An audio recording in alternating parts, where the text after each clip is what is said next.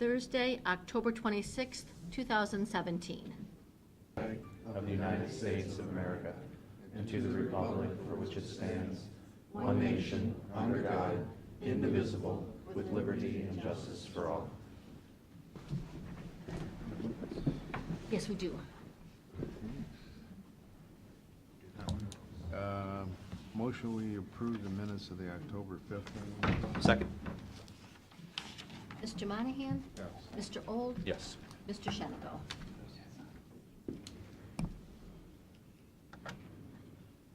Okay. Should we do this? Yes. So we have a presentation. Can we say no on this retirement? Yeah, sure. We can, but somebody else might not. And Got our camper ready to go. camper, no, you can't pull a camper with a Corvette. So what do you want to do? Yep, I think we're gonna take pictures too, so. Okay, so we're gonna present this. I wanna take your things off of. Oh, sorry. That one doesn't work. We're gonna present you with a certificate for only 16 years of faithful service. Seems longer, doesn't it? Yes, it does. Yeah, it does. At least twice. Want to take a picture? Yep. Well, we sure thank you for everything you've done.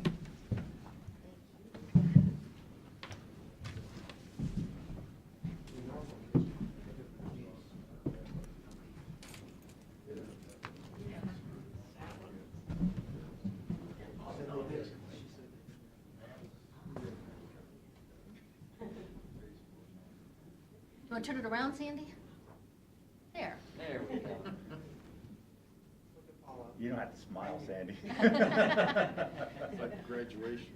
Hold on, one more.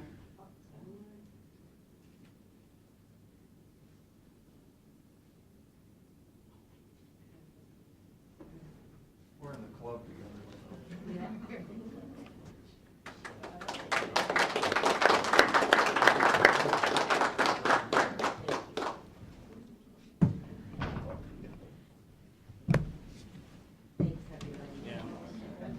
One more thing on Sandy.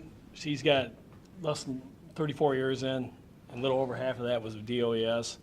And she's one of those employees that came to her job, you never heard her complain, just did her job, and she was a great employee to be with, and we're gonna miss her. So, thanks, Sandy. Thank Now, you is for all it your service. 34 years? Yeah, sheriff's, Wow. 16 plus years. And a year with the state of Yeah, ODOT. Good for you. So, Oh, good. thank you. Thank you. Enjoy your retirement. Thanks, Save me a beer. All right, Dave. Hey, I'm up here quick for a few minutes, but we got some subjects to go over here, and we'll start off with Sheldon's Pump Station, and Luis, you can get up here and explain what's going on with that, and then we also have the meter program that's in full swing, putting in the units, so Luis can talk about that, and I got a few other things after that. If he gets done.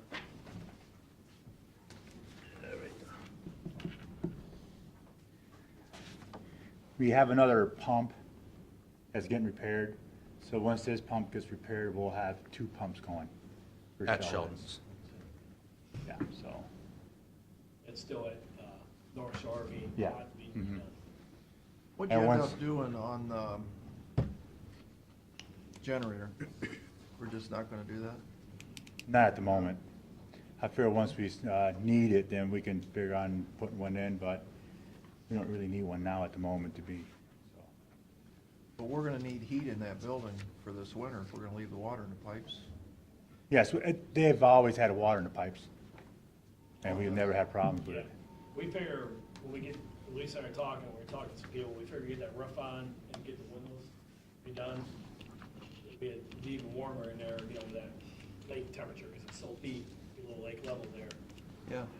We're talking about adding some heat units in there, Yeah, we haven't had problems in the past. Okay. even those cold winters never froze down. No, not those 2 last winters that we, So, So low. before these 2, yeah, has been fine. But I did get some quotes on windows and roofs.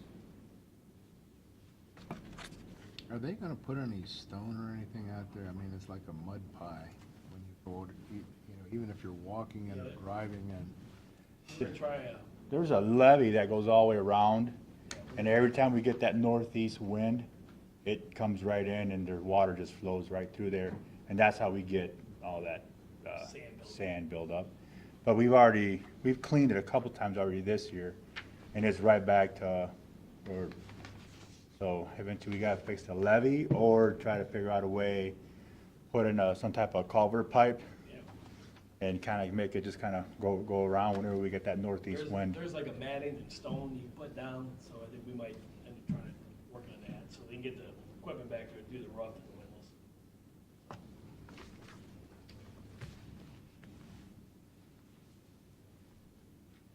Okay. So the windows, you got a price there, like What was that price? I saw it was, what, 49,000? Bone Town, so the windows, Yeah, is on that, the windows, that was 20. Oldie Town was one of the bidders.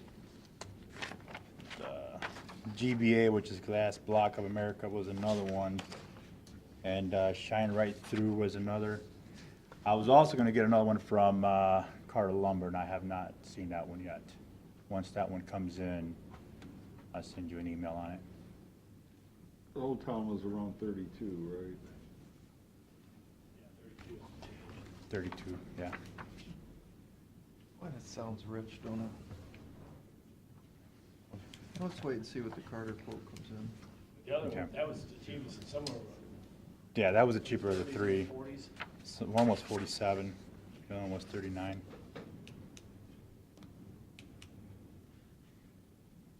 Huh. They're big difference. You know, we haven't talked about this, but what do we need windows for? Why don't we just block it up? Spend $5,000. It's nice to have the outside Light. light, because there is no outside light, and it's kind of dark in there. Oh, don't you have power there? Power. Yeah, there's power. We got lights. Put lights up. I mean, it's nice to have outside light, but for $50,000 or $32,000, you could just block it up, call it a day. What's the price, we can get a price of blocking it up compared to glass block windows? It's probably gonna be $5,000, $10,000. Boarded up. Just. Just Yeah, like a either- hurricane yeah, proof. we don't, yeah, we don't even have to board it up, let's just, Well, it is boarded up. It's boarded up now. Some of the, Because people were throwing rocks in the windows. yeah. But I mean, we might just build a 2x6 wall there and insulate it. And, put more lighting in there. put some more lights up. Look at that. Let's see what Carter's quote come in, but, I mean, you gotta remember, when they built that in World War II, cost was no object, as you can see by that building. So, Oh, a lot of concrete. well, yeah, cost is a big object to us. And roof, I got some quotes for the roofs also. So we,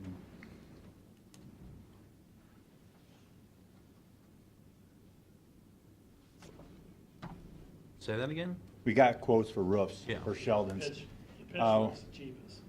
We talked about putting an actual, just a roof trusses up there, and that was one of the cheaper ones that we got. Yeah, I think that's a fine idea. And eliminate that flat roof, Sure. and we don't have to worry about years from now, it just treat it as a roof. why would they have put a flat roof on that to begin with? I don't know. No idea back, you know. Flat roofs are not a problem. They just hold water a lot, especially now with the ice up there. Probably hold even more. So you're ready to get this going then? Yes, just need your guys' approval. Can we do that now? Verbally, or? Yeah. Go for it.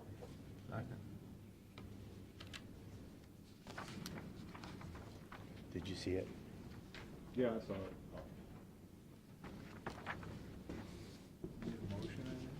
No, I don't think so. What do you think? Okay, so I'll get this going. Okay. Well, thanks for doing that and coming up with the pitch roof idea. That's obviously, in my mind, better than the flat roof, so appreciate that initiative and coming up with ways to save money. Okay. You want to talk about the meter program? That's what you got so far. The metering program, an update on it, they started a couple weeks ago. And we met with Mickey, which is the head guy for Neptune right now in this area. And as of now, as of last week, they had 351 installed, 401 installed. So they're moving right along. 401? 400 in 2 weeks roughly. They're gonna get a couple more guys to come in once they get situated. Did you say 400 400 installed, But that's just to get started, out of 12,000? not 11,000. 11,000, yes. They're putting in a few hundred a week. And with more guys coming. Yeah, like, they're gonna double the workforce. So this is gonna be a while. Maybe 6 months. 6 months. Okay. Give or take 6 months, depending on the weather. Wow. And then the existing radio heads stay on there till So we're done. we're done. So we can still do the regular reading. that's Yes, consistent. they're gonna do the reads, what they've already installed. They're gonna go out there and read them themselves. So we don't have to read what they're installing, because they're gonna do that for us. See what happens when they put the unit in. That comes out, then it goes to the software. The software takes it out and it goes to the new program. They're getting ready to put the hardware in for the antennas to start reading this. So, yeah, there is, so we're gonna have 2 systems going in. Yeah. Okay, We have to have. yeah, right.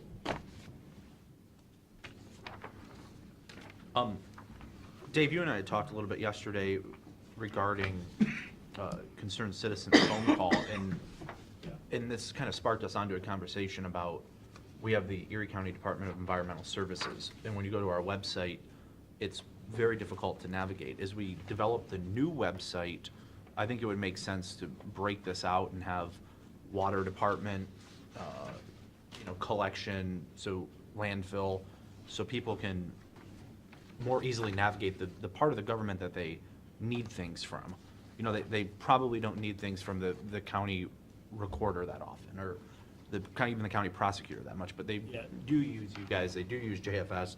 There are services that get used more than others. Right, we talked about Department of Environmental Services possibly changing their name, or just, because right now, we're not under the main departments. You gotta go under environmental, like, Yeah. resources, and then we're underneath environmental resources. Yeah, It doesn't Nobody make, knows what it environmental doesn't make any resources sense. Yeah. So people are right. looking at for water, sewer, landfill, billing, everything else, we're all over the place. And Yeah. we're talking about, since they're gonna change this website, this would be a time to change, make things simpler for the people to get on the website to look and find our stuff. Right. So, it's frustrating. Water, sewer, Landfill, billing, whatever, treatment, whatever they need. They start scratching their head as to what is that? Yeah, so, So- we're gonna be working on that with IT and try to get that. And we had also talked about working with the billing office and making it so people can pay, if they have like the contractor registration fee, that they could pay that online, they can electronically submit the form. That way, nobody has to ever come here or go to Huron, they can just do it directly from their computer. They'll have to pay a $2 fee or whatever, like the dog warden does when I buy my dog tags online to cover the service cost. But I think you guys could set that up through your operation, your vendor, as it is right now, I would guess. We can look into it. But I think as we roll out this new website, just having everything ready to go, completely user-friendly, because our website is terrible, and that's why we're redoing it, and I think theoretically, it should be ready probably by December. I'm hopeful about that, but, I get hopeful that things are gonna be ready in August, and they're not, so, but that's where I heard where Deborah landed last time we talked, so. As we go, I think it is even if you don't rebrand your shirts and we officially change the letterhead, I think in practice, it should be rebranded on the website, and I just I think thought that- it should be under utilities, but, you know, Absolutely. Simple, you That's, know, that might be the bullet point that they click on to, Utilities, yeah. because the way the new finance. website's laid out, you just have like almost like a scrolling thing where it says commissioners, then the utilities, where they only have a few buttons they can click rather than a whole series of things along the top that would drop down menus. Yeah. The new website's much more user friendly, but having that utilities buttons, Okay, I think the way to go. so we'll work on, try to get that work done, make it for you guys. Did we look into the metering on District B? How to separate that out? You're working on it, right? Yeah, we're working on that once Nico puts all their registers in, you should be able to ping whatever you want to ping and get our readings off of that. But you That was can't one get of your the ways. volume going in. Well, Well, we we're can't. working on, you met with Jeff from North Shore, a Route 4 metering, put a metering system in the Route 4 pump station. That's a major part of District B water. So we're trying to work on that. Jeff, he didn't get back to us yet. I met with him last week on it, so. But yeah, we're trying to him and I, we met, we're trying to separate ways to meter District B, so where we're at. That way you get water going in, customers, and see if it matches. Right, Right. that's what we want, so. With all these weld breaks, my concern is that the pipes, the welds could be cracked and leaking. And Well, we never know. if they're cracked and leaking in a quarry area, rock areas down south, they're not gonna come up. And we've got, what, 25 to 27% according to the EPA leakage Yeah, in our system? right. It's crazy. With no way to find it. Finding a needle in a haystack. Yeah. We're hoping like this new meter system, commissioners, that you can check the master meters daily with a push of a button and see what the customers' reads are compared to your master reads are. Yeah. So we'll have a better idea when the system's in. So we're working on that, so. 101 pump station, still waiting for Pogomar. They're running the flow model. Once they get this flow model done, then we can go off for design bid with, I know, It's not done yet? no, that's a long story, I so. called them 2 weeks ago and they said it was between 95 and 100% done. I know. So once they get that done, we can go out and get this design build, and get this pump station. Right there. 'Cause the clock's ticking on this grant that we got started on July 1st, so. So the guy with the trailer, as we called it, that piece of the engineering is ready to go? Well, we have to find out, that's why we're waiting to design that, because we have to wait to see what type of flow and what type of pumps. Yeah. We have an idea, we're gonna put 1,000 gallon minute pumps there. Right. We just wanna verify that's the type of pumps that are going in there. I'm with you. We sat in that meeting, but Right. remember the trailer, I called Yeah, it the trailer. EFI, One guy wasn't available and then they're on back and, so I mean, Mark is working that end of the equation yes, and yep, simultaneously. yeah, it's like 1 + 2 equals, but we're waiting for the flow model to complete that equation. Yeah, That's all we're waiting for, so. okay. Pete, can you call Jack Jones and tell him the commissioners are getting mad and they really want this done? Sure. The 'Cause I mean, last we've been dealing with this since, 3 months. 3 months, yeah, Has it been 3 I just months? sent him an email here 10 days ago, saying, hey, where's our flow model? yeah. So, Well, it might help, he calls. yeah, you have a little more power than me, Are Pete. we up to date on our billings that they sent us? I think with We've- Pogomar, I've got a couple of invoices and I'm waiting on purchase orders to get processed. They may have something to do with it. Let's get that taken care of. Okay. It's Not not your really. problem. Yeah. Village of Mylan, we're getting ready to order material. Yeah, a couple weeks. So we figure it's gonna be about, around $50,000 in materials. This is all, we're gonna buy it, but we're gonna be billing them for all this. So, we still haven't heard back from ODOT. we're hoping they still let us directional drill that 250 corridor. Yeah, why wouldn't they? Well, they might want to case it and bore, but we didn't put that in the prints, we put a directional drill, so we're hoping they approve it. Oh, with no casing? Right, I don't think that's, well, I don't think they're gonna. Right. they they do in some areas, so we might get lucky. We figure we try it, if come back and say case and bore it, case and bore it. Well, you know, they went through it once, and the way I looked at it, they didn't really object to it. I know, so we're hoping, So- yeah. Other than they said, which something I didn't understand, and it's like they wanted, you know, if the pipe is running this way and we're going that way, they wanted us to come off this way off the main pipe? As Wow. opposed to just break off of this Well- way? Is that, am I I right? think they want it like a 180 from the actual road itself. They don't want it angled. They want it straight across. Okay. I think that's They want us to get back in the, Yeah. they want us to get back in, the pasture there, but we're not getting, Beantown, there's a section there on the other side for Milan they feed. We're gonna feed that, we're only, 20 feet away from that feed. When we run back south, we go across the road to tie into Milan. So we're gonna tie into Beantown, which is a section of Milan, across 250 by the river there. And then we're gonna go across. So, but they want us back in the pasture, but I think we're just gonna kinda hug the fence. If you get back in that pasture fence, I don't wanna knock down Henry's. They got cattle in there and sheep sometimes, we don't need to be in there, so. And we gotta hire somebody to do the bore. We can't do it, probably be Riley, or Underground, they're the two people in the areas, if we have to do that. Okay. So, we're hoping we don't, if not, we'll do it. Oh, okay. And we're gonna work in Milan with that and get that done, so. Did you guys ever get a used boring machine we talked about? Yeah, we used Vermeer. We had a couple of demos. We want to demo Ditch Witch also. And to see which out of the two is a better machine, which one we like the most for us, for using wise. And once we use the Ditch Witch, then we'll just go out there and get some prices from both of them. Yeah, we're still gonna use one more for next project, so. What is the next project?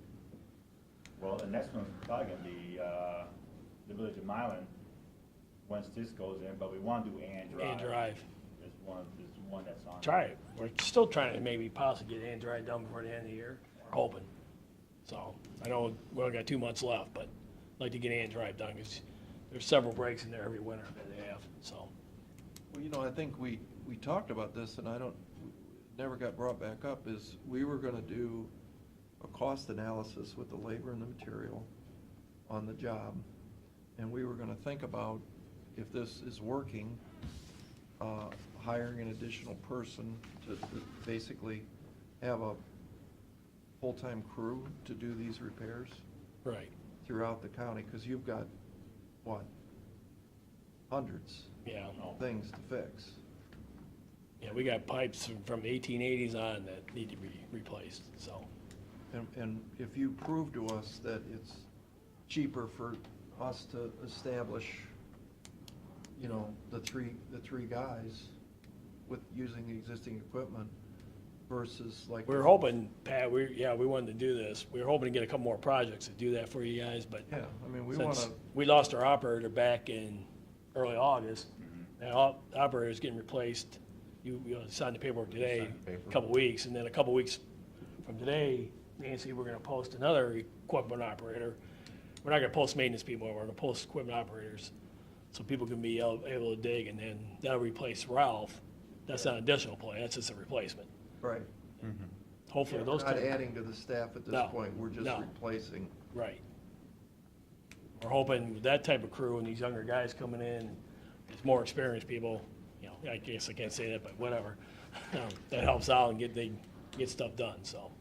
Yeah. But between Milan and, we hope to get Milan and Drive done soon. We're just waiting for ODOT on Milan, so. Okay. What else? Centrifuge project. We're getting close there. Chris is waiting some pricing on the platform, a couple other things, and then we can go out for bid on that. So we're still working on that with Mark. So that's getting close. They're still waiting to hear back from Osborne Electric. I think we're gonna be okay with 3-phase there. So once we get all that stuff, that's close. to go out. When do you anticipate that project, us not being able to run our own centrifuge without having to pay for rental? Maybe 9 months, a year from now. Still that far out? Really, that far? Well, I'm just throwing that out there, because, you know, it seems like we always gotta add more when it's government or something. Well, the machine, that was the machine from Germany or whatever Right. that was out, but then, my understanding, you went down to the city of Sandusky and that machine, That machine's down in Texas. I think that one might be quicker. in stock. It might be faster, Yeah. you know. Right. But, you know, Still, you gotta go through the whole process. yeah, so. Even if we go, design build, which is, I think. It'd be nice to say 6 months, but I might be a little optimistic, but that's what we'd shoot for. So, Now, is that costing us, will the city accept our sludge now or no? yeah, there's something there. Well, we haven't taken it there because last 2 times we've brought that press in, so we've been doing it ourselves, which is cheaper to bring the press in than to take it there. Oh, really? Yeah, so that's why we've been doing our own pressing, so. It's cheaper to hire a contractor than it is to take? To bring that unit in and do it ourselves, so. So that's what we're doing right now, but hopefully, so we gotta do that every couple months. So we'll probably end up doing it here next month again, taking the sludge on there again. So there must be a premium that we're paying to hire this guy to come in to press the, Yeah, we gotta pay him so much, just like we gotta pay to haul it, right, I understand. press it, and take it over to Sandusky, and, Has anybody looked at, yeah, Chris has looked at all that, so. so I mean, my question is, why don't we just keep doing it that way? Well, because then you gotta bring that portable unit in, you gotta bring hoses, and you got hoses dragging all through the building, and with winter coming, that's even, it gets a little scary, because you gotta run water outside in these units. Usually they're inside heated areas when you're doing the sludge. So in the wintertime, we might end up going to Sandusky. If it gets cold. Yeah. So, go over again, what are the holdups on the sludge project? Still waiting back in electric, Osborne. from Osborne. With a price, you mean? Yeah. We're gonna use our chemical feed pump from Sawmill. That'll save us around 25,000 if we use that. I think we can use that feed pump. Mark, like I said, Mark and Osborne right now with the platform and the electric, that's all we're waiting on right now. And then So is he designing the platform to hold the machine up?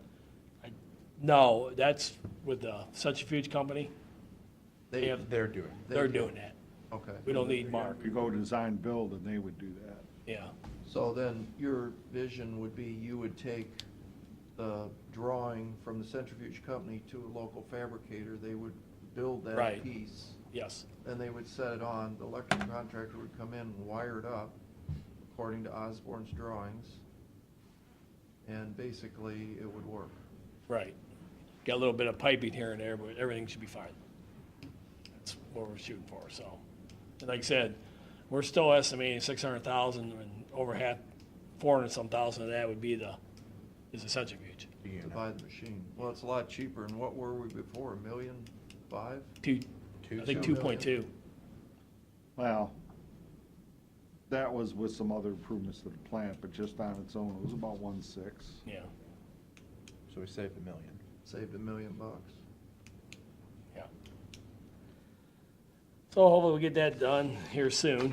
Come to you guys with that. Talked about the website, pump station. That's about all I have for today. What about closure on Sawmill? Did ODOT get back with us on whether we can run that pipe parallel? No, you met with ODOT. Right? Did they give you anything in writing No, yet on that, or? they'll look into it. Okay. That's what they said. Yeah. So I think at this juncture, I would have Mark do a sketch, and let's submit it to him formally. Okay. We can do that, and then also, In fact, could you have that sketch by Monday? Even if it's not Mark, if it's just you, get me some, because we have a meeting on Monday. So maybe, yeah, we'll get some time sketch. And then we can get the sketch, and we need a letter off to, I can handle that letter if you want. I need a letter off to EPA with this ODOT approval, saying that'll satisfy them about the closure of this plant by the end of the year like they wanted, so. Yeah. It might take 2 years or 3 years. Sure. Or longer, but, the thing I'm unclear of is where, I know the pipe goes underneath two from here on. and goes up to the walkway bridge or? Walk bridge, yes. Walk bridge. But I'm not sure, you got a pipe coming out of Sawmill. Does it get over to 2 now? No, well, It's close. it's flowing, you know, there's no main pipe there. We got where that, $1 million equalization basin's at, where the flow comes in. Okay, That's where your pump station be, and that's where you take your main line and go down towards Rye Beach to 2. so we'd have to like cut through, for instance, where that street was put in that nothing was ever built behind the gas station. Yes, yes, And then we'd go 90 degrees under Route 2 right, and then take a right. Right and down go potentially down the right of way. right. Is there a reason that you can't go outside the ODOT right-of-way fence, okay, near the school, Well, we'd have to, acquire easements to do it we'd have to there? get easements, yeah. I don't, there's that, probably want to do it, but there's that walkway, there's that trail along around there too, That's what I'm thinking. yeah. You can talk to Andy on that, we can talk to Andy. Who owns that property? I think the city owns City of Huron owns isn't They that own a it. public thing? They took care of, they paid for that trail. the But is parks. it on their property, or do they have to get? I don't know. Does that go behind the houses too? Yeah. Yeah, you can see it when you're going down to there from the walkway bridge. Well, then why don't we just put it under that? That's all paved and lighting in there and everything else. So but- what? I know. It's cheaper than, you'd save the bore cost. You'd have a bore cost down by the walkway bridge, but Yeah, so what? I mean, it's just an asphalt path, isn't it? No, I think, is it concrete?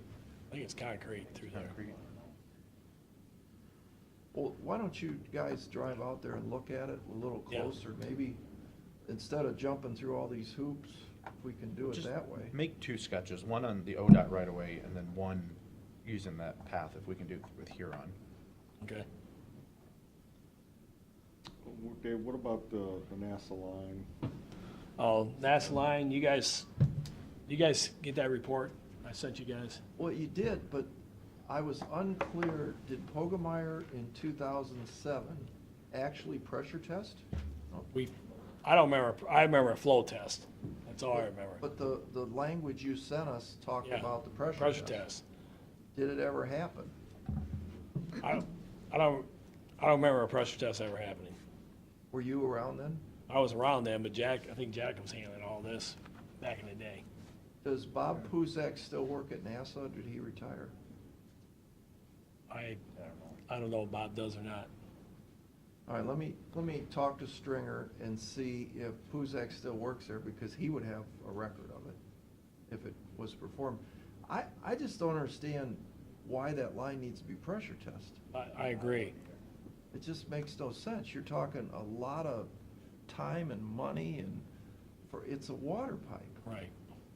I mean, what's, I don't have a problem with them flow testing it if this is what they have Yeah. to do, because that's the practical thing, but to pressure test it and bust, there's a place in that old line that breaks, the expense, for a pressure it's never going to see.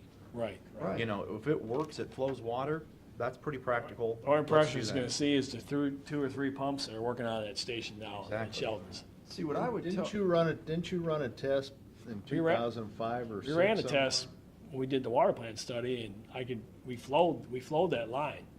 Because we had every one of those, the big line, we had, From Sandusky or from NASA to Big Island. right, we did big, and we had the blow-offs all going, and So- everything, it would work fine.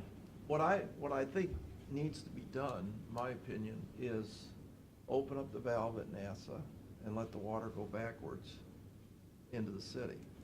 That's what Aaron should be concentrating his efforts on, is let's see if we can pump that water up the hill and we can let it ride back down in. My understanding, have you been in the city, the NASA, the building Yeah, that they that acquired? Big Island, Yeah, my understanding is that's the same pipe that's their Intake, water feed. yeah, it is, they So- share it. There's gotta be a way that we could see if the water is going back out into the lake. If we can connect the loop, I'll bet we can do that right now. It's all downhill from NASA. It's all downhill, yeah. It's just pumping it up to NASA and then downhill. And you said there's a little house there that you open up a valve, Yes. and it should go right back down. Yeah. That's what Aaron should be doing his flow test on, to see how much volume he can get back into that old NASA building What- that would indirectly feed. That's his where the plant. work needs to be done, is at the cross pit. The Bingo. cross pit, there's no building there, it's just a pit with the two lines across like this, and there's valves everywhere, old valves that need to be redone. And make them electronic, whatever you need to Whatever, do. right. You know, I agree. and you pump up, and you just pump right back down the lake. What is, Around the corner. Dave, what is out at NASA right now connected to that line? I mean, It's still the ponds, old ponds, but NASA doesn't use the old ponds anymore. They use Erie County water to fill their chambers for the rocket testing and all that.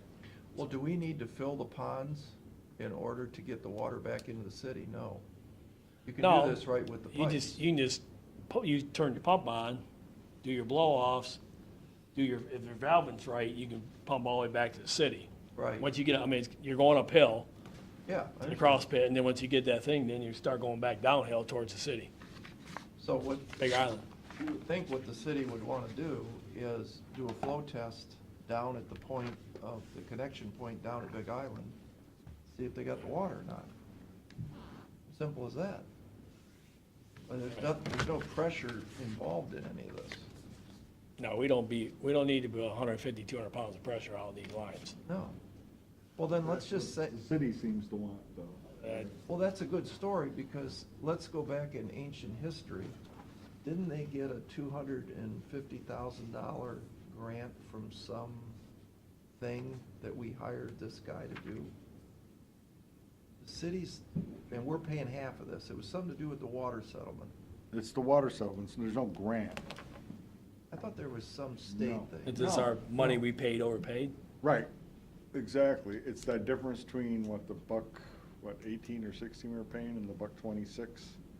That amount goes towards the first monies we spend to improve the system, to get it up and running. Okay, so how did this? So in get- other words, like us putting the roof on there, that money should be going towards that. So how did this get all wackadoodle here then? How did, the city hired an They hired engineer CEC. There, CEC, 2 years ago, 3 years ago? a year and a half ago, All right, 2 years ago. yeah. Mine's a better story. So 2 years ago, and we're sitting here talking about it today and Yeah. nothing's done. Right, I mean, because we've got to, by taking that property over, we have to tell the feds that we have this operational by December 31st, 2017. Which we have a pump running. which we have a pump running, so. it's Yeah. operational. Well, 2 pumps running by the end. Oh, yeah. Well, why don't we just, it's our pipes. Because I think the city is looking at this as they want to, I don't know what to call it. They're back up to their intake. Well, then that is the whole idea. This is a backup to their intake, but I think they're looking at, they want a first-class system for that. Let's put it that way. Yeah, I've talked. It's like to- it was we've got a brand-new water line that feeds our, Sure. that's what they, I think that's how they're viewing it as, which I Well, don't that- think we're viewing it as. So that's a good story, but here's the end of that story. What we want to do is we don't want a pressure test. Is that fair to say? Because we just think it's going to cause more problems. You guys agree? Yeah. It's going to cause more problems. So send back, Commissioner said, we're not going to take chances, blow up the equipment, whatever.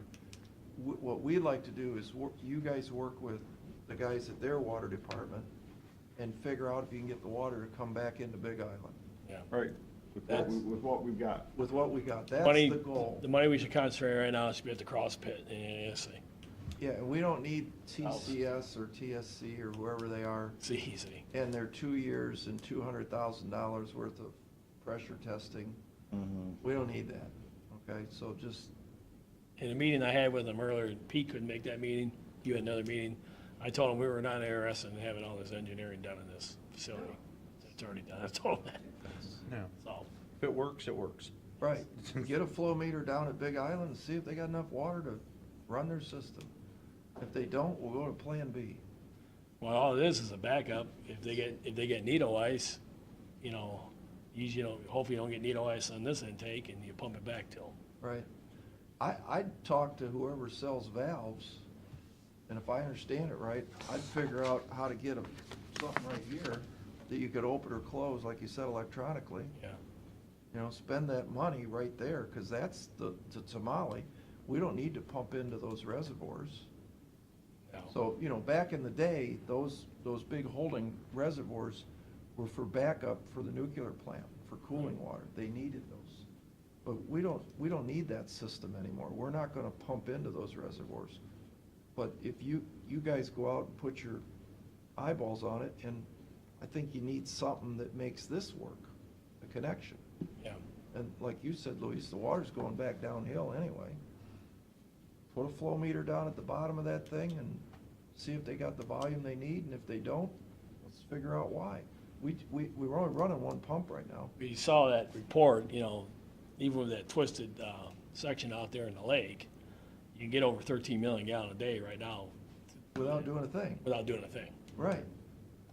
So, you know, the lines are great. You know, someday, the opportunities hopefully will present itself to us that somebody's gonna wanna use that raw water in industry of some sort.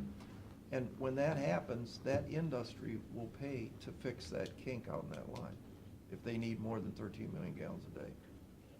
And that industry will get the rest of the pumps running, but we don't need to do it on our dime. No. No. You guys got anything else? Isn't that enough? That is enough. I want to get out of here. I was gonna say. All these people are going to get mad at me. I'm way past our time. Thanks for coming out. Yeah, we'll see. You wanna do, GFS first, those people are saying. She's good. She's got to stay, but the rest of them, yeah, that's fine. Sorry. Gee, Dave, thanks a lot. Just wants to introduce them. Just hand out the stuff. Ed, do you mind if they go first? No, I don't care. Because I think that way they can get back to work. I suppose, you guys come on up. You probably got better things to do than listen to sewer pipes, right? We're dealing with a lot of sewage anyway. Let me introduce the people that I brought with me. I think you know some of them. First, we have Brian Bixler, who's the new child support supervisor. Next, we have Greg Stiltner, who's the new fiscal supervisor. And last, we have Amber Holler, who's the new executive assistant. So they're anxious to be working hard. They all are working hard. Amber just started Monday, though. Well, thanks for coming out to the meeting, and it's nice to put faces with names that, you know, we see on Yeah. papers, but have fun, and we appreciate you coming on board. Yeah, I Go. thought that was Rob Portman sitting there, and you were gonna introduce the senator. He does look like him, doesn't he? Yeah. Well, when we get him working for us, well, I'll be sure Yeah, to I bring was him up right impressed. away. Senator Portman in here, we made him wait all this time. But I'm going to let Brian talk a little bit and Greg talk a little bit about first child support and then financial, and I'll let them kind of go now so they can go get back. Brian, want to talk a little bit about what's happening?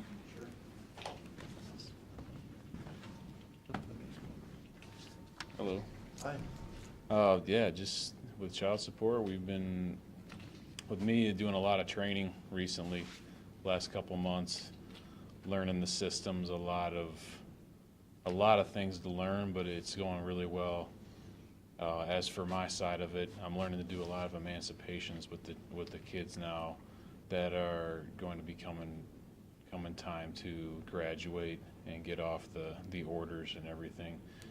So, you know, for that, from my side, it's been going well. It's been a work in progress and learning everything going smoothly and working together with the staff, learning from them, and they've been doing well, helping me along the way, learning their, you know, what they've been doing and how they've done it over the last number of years, actually.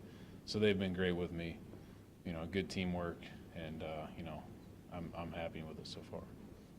So. Down in Columbus last week. Was in Columbus last week, and with a little bit of training to become a hearing officer and get some credits for that, meet some people with other counties, and kind of learn the ways that they've been doing things and how we can kind of implement that with our, with our side, maybe to change something that we've been doing that would help us to, run smoothly and do things better. And it went well. It went well. Everything was well. Getting past the construction, driving down there and everything else was great in Columbus, so. I think getting down to Columbus and being able to network with other people in the state, it's gonna be helpful down the road for you. If you got questions or something, you can always call somebody that you met if. Agreed, yeah, agreed. And I actually talked to a couple girls that they were doing a few things with the way they do administrative orders. So I already kind of have a contact through that way just from meeting them in Columbus, and one of them's from Wood County, so it's, like you said, it's good, good networking. Okay. Thank you, Brian. Thank you. Greg, you want to do a fill-in here too?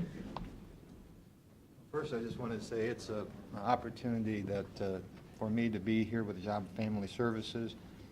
It's a privilege and an honor to be here, and I'm so thankful for it. I just recently came from the 2017 County Financial Information System Conference this year, and I wanted to thank you for the support to have me go there. I learned three things in doing that. The first is my job. There was a lot of changes in the accounting system that very effective and efficient. That's going to help me do my job. But I am new to the Jobs and Family Services, and I was feeling a little bit uncomfortable coming down that learning curve as fastly as I was. I just felt that, gee, am I really getting into that quick, or am I missing some critical elements of my job? So the interaction there at the conference with professionals that's been there 10 years plus reaffirmed to me that, okay, I think I'm getting in between the programs and the money and the grants and all that interaction that's coming together. So it just made me feel a lot more comfortable. Yeah, I think I'm going down the right path to hopefully be an expert real quick in my job. The second thing I learned is networking, and we brought that up. I've learned names, roles, responsibilities that I can reach out to and help me to get through some complex issues at work. But more importantly, my hope is that as that network matures, there will be a trust between those folks and maybe information sharing, and I can be a little bit more proactive versus reactive in my job. And then the last thing I learned is the budget environment. And it was very optimistic a report, I think. Yes, there's some risk moving forward in the future, enough so that maybe we can go back and do some what-if analysis. But I know for 18, it's going to be stable. Be some budget cuts, but nothing that we can't manage and still support the community here as we do right now. Greg, will you talk a little bit about your background? And I know you didn't come from the JFS world, but will you share a little bit about your background? Yes, sir. I joined the Air Force 7 October 1980 as an enlisted member. I spent 20 fabulous years with the Air Force. Great opportunity, taught me many things. I got to travel and meet other cultures, and it was just a great career that I had. I retired 1 November of 2000. Now, during that 20 years, I worked accounting, finance, budgeting, also the acquisition side of the house and various programs. After I retired, I went to the Pentagon and retired from the Pentagon 1 November 2000 and became a federal employee at that point. And as my career grew pretty quickly there for the last 6 years of my 17 years there, which I retired in August 16, I was the Chief of Air Force Weapons Systems for RDT&E and procurement. It was a $26 billion portfolio. And I learned so much at the Pentagon, how the decisions are made and the dynamics between stakeholders, between the Pentagon, OMB, the administration. And it was very, very helpful to keep my perspective of how things are, when decisions come down, to understand. Have you, you'll have to meet General Stringer, our friend here. Sir, I remember him. Do you? Yes, sir. From You may not remember me, from the Pentagon. yeah, he goes Sir. there quite often. Yeah. Yes, sir. Yeah. Well, He was I'll a- bring him over sometime, and I'm sure you two would have a lot to talk about. Yes, sir. Yeah, he had some tough challenges in front of him there in the Pentagon and did a fine job. Yeah, yeah. He's a good man. Yes, sir. Small world. Yeah. I remember the first name was George Stringer. Am I thinking right, sir? Dave. Dave, okay. Yeah. Yeah. Well, that's good. Well, welcome aboard. Yes, I sir. think Thank we're- you. We're very lucky to have a person with your expertise and your willingness to learn, and you've certainly got a good teacher here. No question, sir. When does Deb retire? Within a year or two. So maybe next year, maybe 2019, early 2019. So how do these two work? What's? They work very well together. I mean, he technically is under Deb's supervision, but, you know, he has his areas of expertise that he concentrates on, and they've been working very closely so that there will be, the succession will go well. Good. Because Greg's indicated his willingness to stay on, right? I'm here, yes, ma'am. There you go. I look forward to it. Well, we appreciate you jumping in and going into a new line of work, and we're definitely glad to have you on board. Thank you, sir. It's very exciting. Thank you very much. Yes. Thank you. And you too. And Amber, you want to, Amber's been here a day, 3 days, so. Okay. You want to just come up and say something? Amber worked in Kingston and Vermillion for the corporation, and she did payroll. You were head of payroll, and then you Yes. became human resources Yes. director.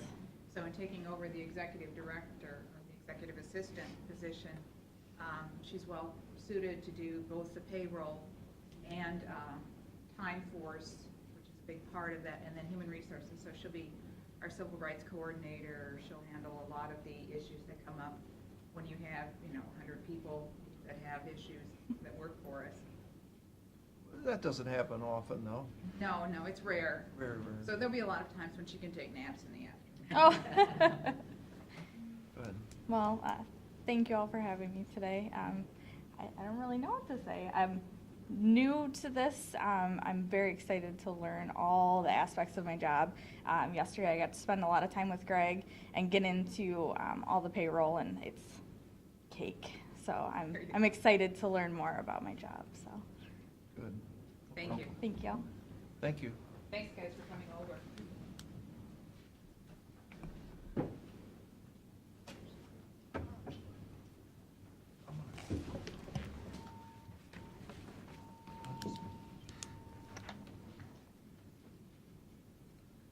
Bixler. That's been a few months. He knows his job. Pardon?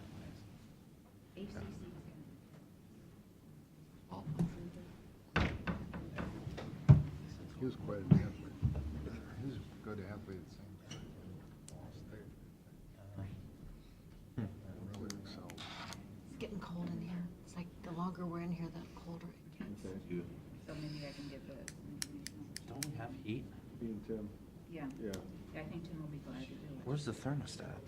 I don't know. Right there. I'm not touching that. Look it up. I don't know. It's hot and cold outside. Karen, you can go ahead and start. I can start, okay. Children's Services, we currently have 98 children in custody. 79% of those cases with children in custody are the result of parental substance abuse. As far as placement goes, we have 41 with relatives or kinship caregivers, 32 in Erie County foster homes, 10 in other agency foster homes, 8 in group homes, 4 in residential, and that's going up to 5. And 3 in the Erie County detention home. The one that's going into residential now has been in and out of custody. There's court involvement, and this is going to be expensive because he's somebody that has to have one-on-one 24 hours a day. Lori Fogg, we were talking the other day, one of our aides was recognized as the Social Service Aide of the Year at the PCSAO conference in September. Over the last, since 2011, we had the Social Worker of the Year. We had then again in 2014 the Social Worker of the Year. We had the runner-up for Supervisor of the Year, and this year the aid. And so this is all 88 counties, and it's pretty much unheard of for one county to have that much recognition in such a short period of time.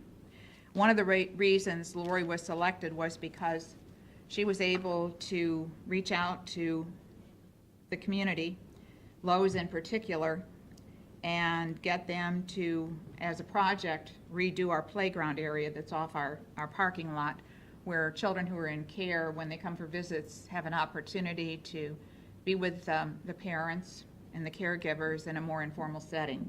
This was first done back in '95. It obviously had not been revamped since then. Now it looks so nice, and they were working on it last weekend. And then Ortner Construction out of Huron is also coming to finish the mulching and some of the other part of the project.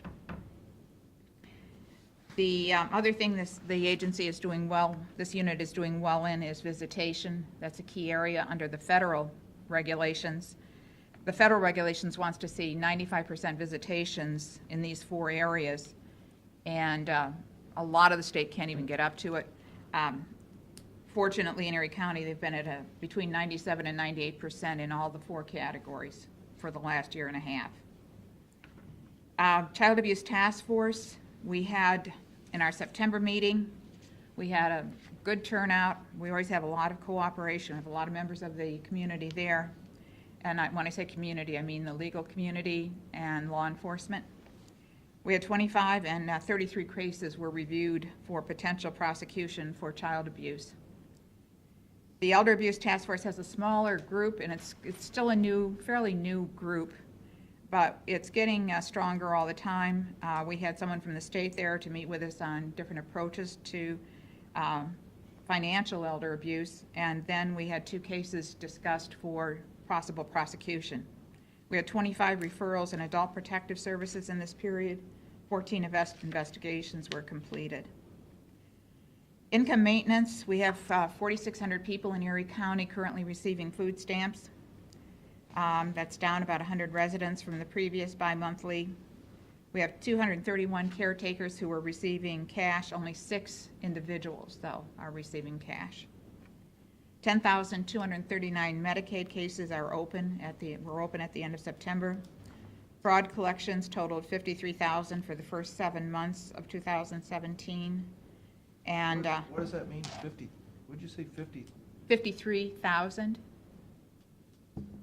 What happens is if they, for example, find somebody fraudulently got food stamps or has an overpayment for benefits, and it's substantiated, the person might appeal it to the state, and if the appeal is not upheld, then they have to repay. So this comes in as part of a repayment plan. But not in Erie County, this is in the whole state. No, in Erie County. 53,000 Yes. open cases. No, $53,000 was collected. And 53,000 open cases, I'm like, what? No. What does that number typically run? Is that month to month? Yeah, it's month to month. Like, usually over the summer, it was like anywhere between 2,500 and 2,900. Where we get the biggest increase in fraud collection is from February through April, because once somebody is determined to have been collecting without cause, Yeah. then they can be turned into the federal government and their taxes are intercepted. So we get that causes the bump. How many cases are there then? It varies. Right now, I think it's about 1,700. I'd have to check that number for sure. 1,700? Mm-hmm. And what you have to understand is that sometimes, even though we detect fraud and we believe we have confirmed it, that doesn't mean the state will support us going after it. So we can we report it to the state, but we have to have clearance for us to pursue it if it's above a certain level. Sometimes they just say, that's all right. I was watching or listening to a program on the radio about the reduction in food stamps since the beginning of this year nationwide. It was 1.3, 1.5 million, something like that. And it looks like we're seeing a little bit of that even in Erie County. What do you attribute that to? Well, I think there's several factors. One is that more people have an opportunity to be employed. And there's a group that can get food stamps called ABODs. That's, one of our acronyms. It's able-bodied adults without dependents. And in the past, they didn't require those people necessarily to either be working or getting an education or both in order to maintain their food stamps. Now they do. And that's pretty much a state-by-state decision. I was gonna say, they said different states had cracked down, so Ohio's part of that. Yeah, it was only recently because when the recession occurred, they did not require the ABODs to be work seeking. And now this last year they have, so it does cut down. But I had experience with somebody that was on this, because of the construction world. Mhm. All you gotta do is get Matt's, dry cleaning to say, yeah, he came in, we don't have any work for him. And that's, it's much like collecting unemployment. It's kind of that same principle because, and it's this irony that they want people to work. And when I say they, I mean at the state level and at the federal level, they want people to be mandated to work. But then the requirements that they put in place for proving that you're seeking work or getting work. So loosey-goosey, it doesn't Right. mean anything. Is that something that your fraud people would look into? Someone who says they're doing that, but then goes out and is having a company lie for them? We do if we can find it. And most often you find it with the small mom and pop type of operation. Yeah. Where the person is a friend of somebody and they'll write a letter and say, I've currently employed him, he will be working 25 hours a week at this rate. And then because we have the 4 sections in our agency, oftentimes this person will also have a support order. So the income maintenance unit will share that with child support. And then when we send out a wage withholding, they don't honor it because they'll say he's quit, which then we send the information back to them.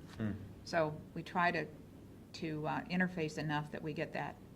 See, I was referring more to, in order for them to continue to get the benefit, they have to actively seek work. And that's such an ambiguous statement because I can go, Sure. up to any business and say, hey, can I put in an application? Sure. And then they go, no. Yeah, well, yeah, here, give us the application. They turned it in. Right, But, there's no way they were hiring. exactly. And they I know think that. I think our most, one we always talk about is the woman who just walked up to the drive-through at McDonald's and said, you hiring anybody out there? And she then came back and said, I checked at McDonald's, they're not hiring. Yeah. Yeah, so- Yeah. Drive-through application. How many people do you have devoted to looking into this fraud? We only have one fraud investigator, and he's part-time. I mean, he's a full-time worker, but his duties for fraud are part-time.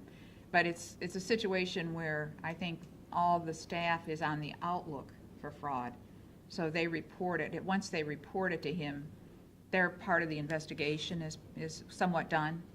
Even our deputy really does an excellent job of detecting fraud.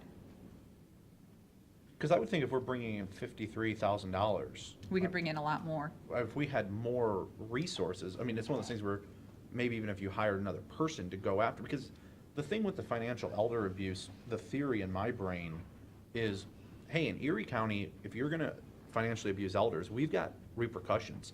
So if you're a criminal, go to another county. We can't solve the problems of Ohio, but we can make it more difficult to commit those crimes here. It would be the same with, in my mind, it would be the same with any sort of fraud of the JFS. Yeah, and really, I do believe that we could do more. It's the problem with, again, our budget, and I think we need, the person that we have, I is somewhat hesitant to go out. That's where a deputy comes in. He's a lot more willing to go out and research things. Plus, I think when you have him show up at a business and say, I have this child support order and, you're indicating this person doesn't work here anymore. Yeah. Or, did he ever work here? We get a lot more feedback that we can then use as substantial evidence. Well, the child support especially because, you know, again, so many businesses they pay their workers as subcontractors. No. So there's no way, you know, a guy could be out doing widget repair, working under the table basically, which is how I'll bet you 50% of the people are anyway. And he just declares, I have no income. Mm-hmm. Until you go out and say, wait a minute, you're there working. Right. What do you do with Exactly. that money? And then, of course, that opens up a whole tax ramifications with IRS and state of Ohio, and, you know, so if you had somebody doing this, I mean, you know, I've talked to you about cases that I know the guy works full-time. And the law in Ohio did change in the mid-2000s so that if a person is a subcontractor, because they used to say the ultimate owner of the business would say, oh, well, you know, he doesn't work for me, he's a subcontractor. Well, now the law is if any cash passes through you for him for work done, you have to honor a wage withholding. But then again, you get the small businessman who is under the table. Right. Sure. Right. Working with, in people's homes for a couple of years, what you see in my observation is everybody in this room is on food stamps, and they all say they're living somewhere else, but they're combining. They're really not living. And so, Sandy might take her food and get food, and Gina might go down and trade it for beer at the carryout. Hey, and then the carryout guy goes and buys food at Costco. That's the food stamp fraud that I've seen happen. Yeah, I think, that there's a limit of what you can purchase with the card, but that's what happens, and I know it's been a situation where even people will go through the checkout line, and the person will have put things in their cart that aren't for them, the person behind them. Yeah. So they go through, it's paid for, they look at the person and say, is this everything that you wanted? Yeah, and then. Yeah. And with the opioid, it's even more significant because that's a good source of income. Sure. And this is not a one-off situation. This happens a lot It with does. people in poverty. It's doubled up, tripled up, multiple families in one place, and they can then sell those benefits. Right. It's the grocery store clerk that goes, yeah, that person's the one, because they're there constant. They go to the same place. There's patterns, and that's where having more emphasis on fraud to go out, just talk to the cash registers and the carryouts.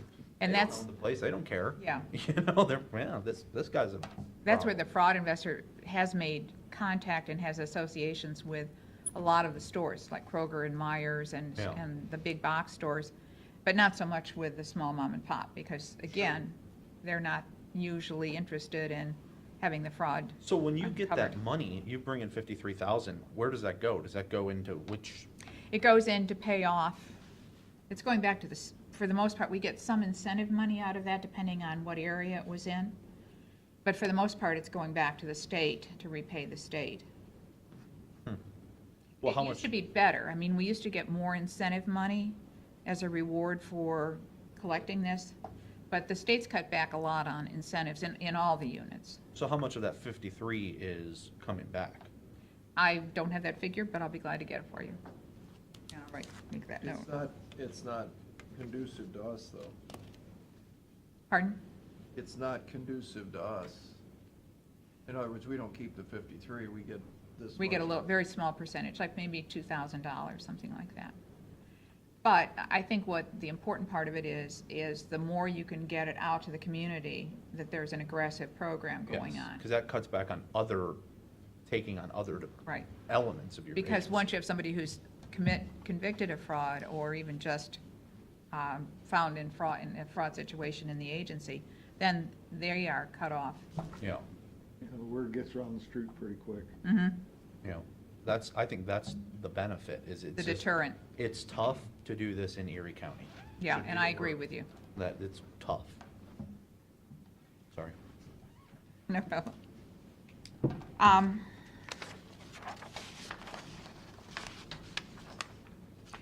I will say that our staff, for all the food stamps they do keep it 95% timeliness rate, which is what the state is aiming for all counties, but not all of them make it, so I am pleased with that.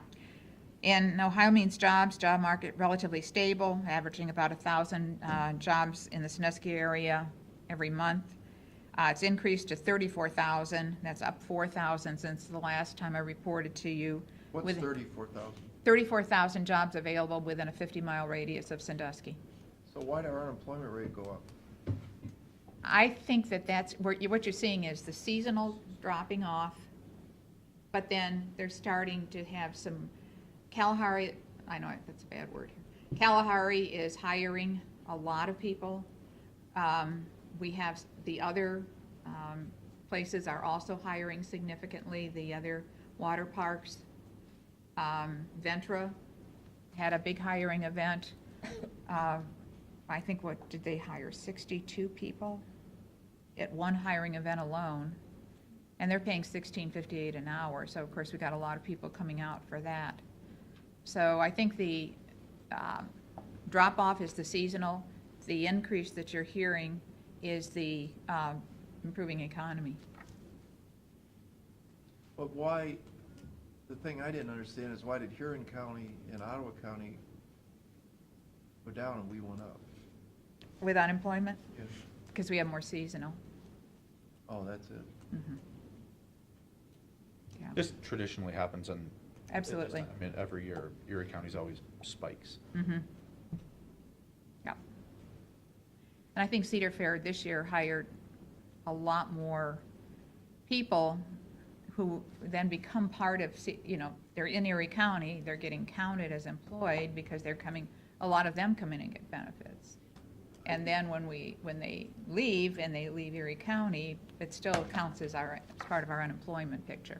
That's what I was just gonna ask, on the H-2As you're talking about? Mm-hmm. So can an H-2A get unemployment benefits? Not unemployment, but they get food stamps sometimes. H-2As can. Really? Mm-hmm. Know that? Why? The federal regulation. They're not citizens.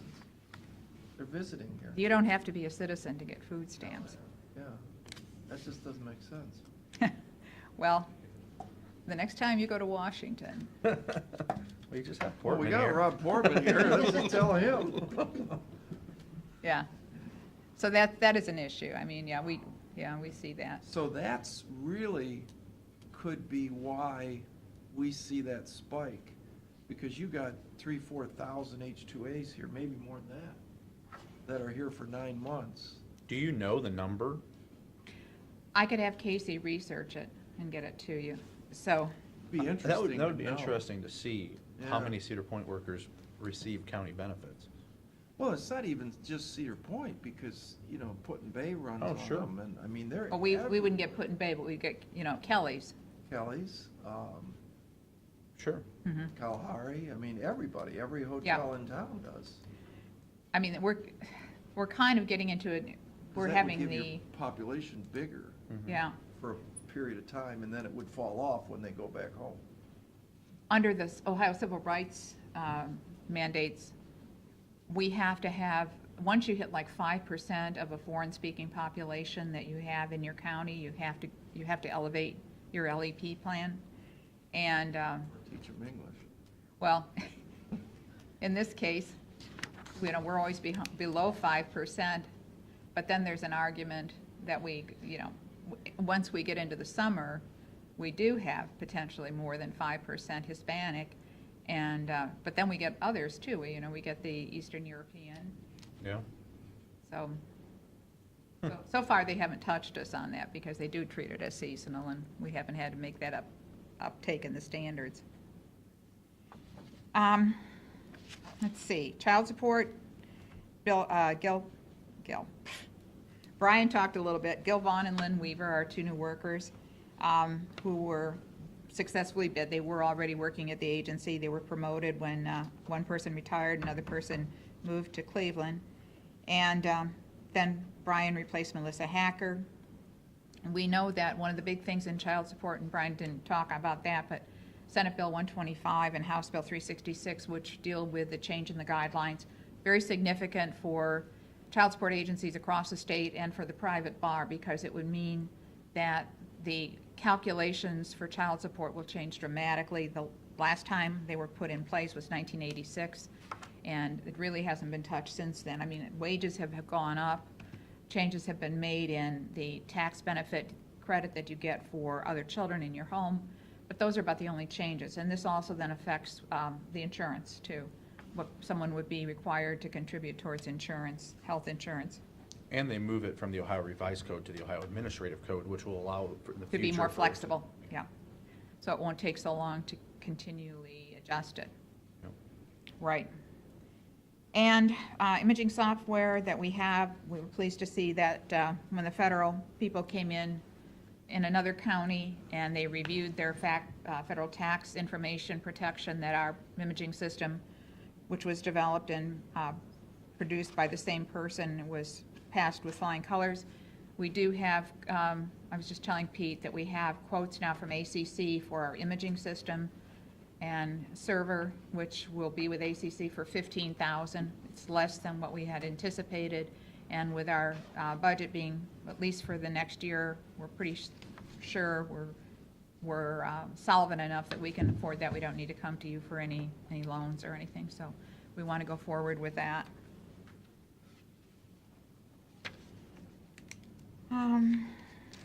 Gosh, I don't want to hold you up any longer. We're getting our new computers. The state replaces all of our computers every 5 years, so they started bringing them in on September 15th. They're still installing them because they have to change the software over, and for the largest group, income maintenance, the software was changing, so it's taking a little bit longer. They're still in the building switching over the computers. We hope to be done by the end of October next week. And we're looking at upgrading our security system with the cameras. We want to increase the number of cameras and the resolution of the cameras that we have, and we're looking to get a grant for that. Any questions? No? No. Thank you. Sorry to look all up. Gotta go work. I got dog sitting duties.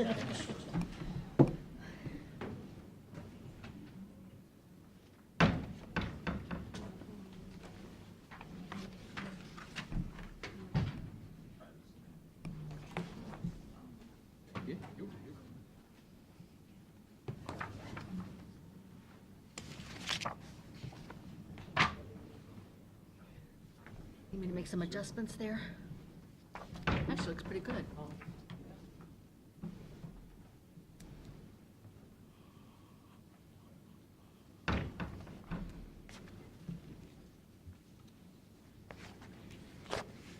Want me to wait for Matt? Yeah. Okay.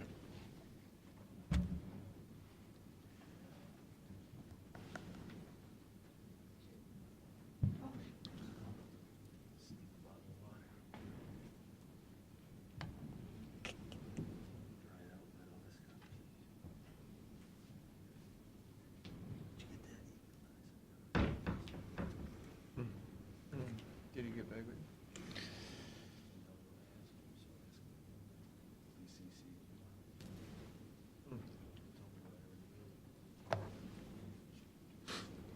I can't get my emails because I'm not logged in. You want me to call him or?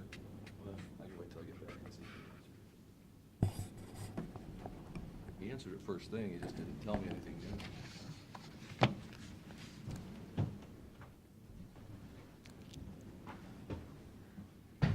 Good morning. We knew you wouldn't want us a minute of that. Go ahead. Your first page is where we, before we get into analyzing what's going on, how we compare things without the sunset sales tax, which there's still dollars there, and along with the bed tax, like for the sports programs. On the surface, things look pretty well, and quite honestly, after adjustments, there isn't major changes. But I don't think there's really usually any questions on the first page. If we want to flip to the second page. I have more observations than adjustments, to be quite honest.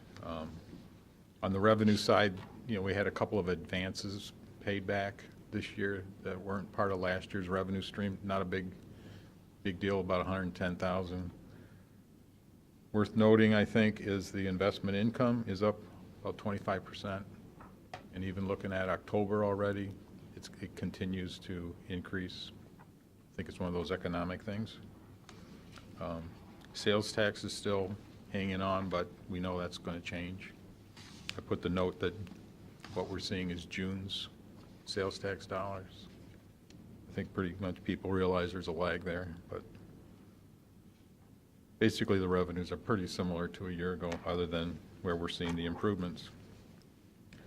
On the expense side, it's nice when we have the same number of pay periods from one year to the next, for comparison's sake. Why is commissioners up so much? A big chunk there is IT has about 120,000 in capital payments this year that weren't there a year ago. They budgeted? Oh, yeah, yeah. And some of those were carried over from the 16 budget. Exactly. Yeah, so, I mean, those kind of things. We're looking at when the money goes out the door, not necessarily when it was budgeted. But you would say without those, the commissioners have to be way down because Oh, yes, they're down to about 3%, and then Carolyn, it's not her fault, but postage costs, I mean, there's about $25,000 increase between this year and last year. I mean, it's not like she went out and went crazy licking stamps or anything. I mean, it's basically, when it goes out, you got to pay for it. Yeah, courts cost us a lot. But and I know this is a one-time shot, but I just happened to pick up a FedEx overnight delivery envelope that was sitting Sunday. This is 3 weeks ago, 4 weeks, I told you about it. And it was going to my law firm, so that's why I happened to notice it. It's sitting on the counter that somebody dropped it off there Friday, and it never even went out. So if it was the next day and it was the 10 o'clock delivery thing, I said, how, does this happen a lot? And I guess it doesn't happen a We don't ton. use FedEx very often. UPS. That was from one of the other offices. It was a court thing. Yeah. Yeah. It wasn't us, it was a court. But it just caused me to think, because I asked Aaron to look in, does this happen a lot? I mean, I can't imagine our business has to be there by 10 o'clock the next day. Nothing is that. That's the thing, you have to talk to the elected official about. Well, you know what, didn't the Beta come in here and ask us for additional monies to do something with postage and was gonna save us a lot of money? Yeah, for the certificates of mail, the certified mailings. But if you're asking me how This much. was the it's jury like- kiosk? No, No. something else. This was It's something an else. electronic, so you don't have those little green cards Yeah. and that kind of thing. How much is that? I don't remember now. I don't think you were here. I don't recall that. No, this was like, it wasn't this past year, it was the year before that. Oh. Why don't you dig into $25,000 more and see if, just your thoughts, geez, we're doing a lot at this department or this department. Well, we know where it's coming from. I think, I went back a little farther, if you went from 15 to 16, 16 numbers dropped off from 15, and now 17's numbers are back more like what 15's numbers were. In 1 year, they actually reduced postage. Post So office did. what caused that? I don't know. This depends, well, it depends a lot on how many lawsuits are filed. That's what our cost is, sending out all those. Well, tax court bills notices. too, right? Yeah, but they're not as consistent. costly. I mean, the certified mailings is what costs us. Yeah, but that's a lot of pieces Yes. of mail when they do tax Tax bills, mailings. jury notices. If say we didn't deposit enough in our mailing account for, say that, we were kind of late at it, then, in other words, paid for it in Timing. 17 when it was really 16's, that timing may kind of throw it off. That's what I'm thinking, maybe is what's doing more damage than anything else, is the timing.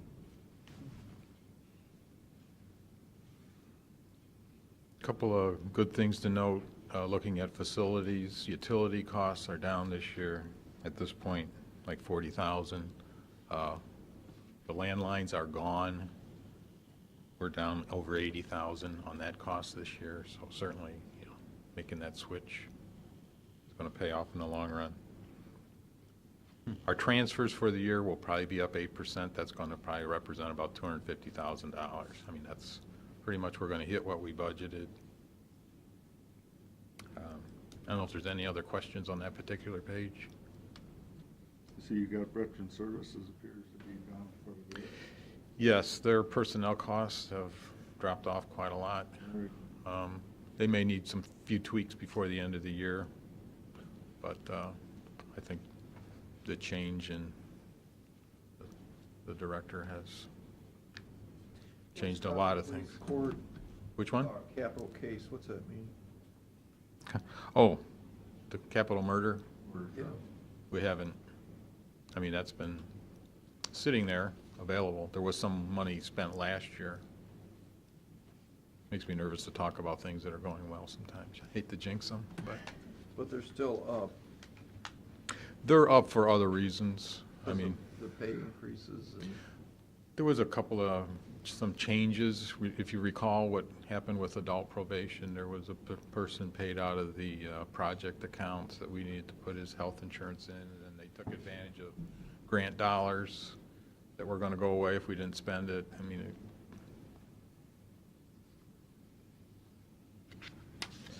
Speaking of county phones, I was talking to one of the county employees, this is probably more of a Pete question, and we're paying for a county phone for them, but they use all their personal, they just use their personal phone. I mean, can we look at, I don't know, giving them a small stipend if people are willing to do that and getting rid of the county phones? You do that, some of the offices already do that. Yeah, I think maybe we want to do a survey and figure out. Family court does it, I'm pretty sure the engineer's office does it. What, do your people use county phones? No, they use their Children's Services, they use their personal phones. We had county phones for them, and they didn't like it because they were carrying. That's what this guy said, is I'm carrying 2 phones and I don't use this one, so I don't carry it. But they haven't requested, and I don't know if you're opening a can of worms if you start. Yeah, Oh, I don't know. you would be. I would just, I mean, you get $10 a month or something, not at a cost. I don't think I mean, other than really our people that work out in the field, No, really it's probably don't- not a lot. that's the only people that we really supply phones to.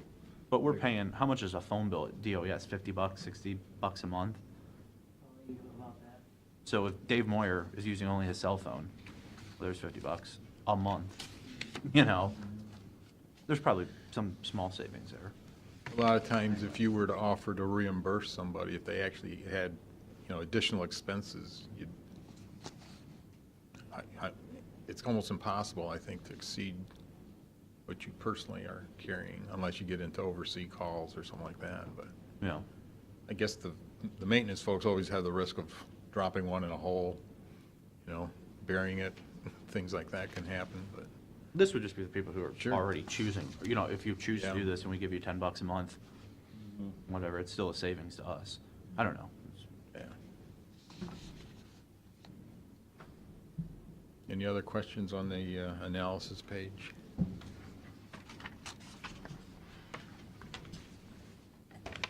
Page 3 is kind of where we take and illustrate the special accounts that are part of the general fund.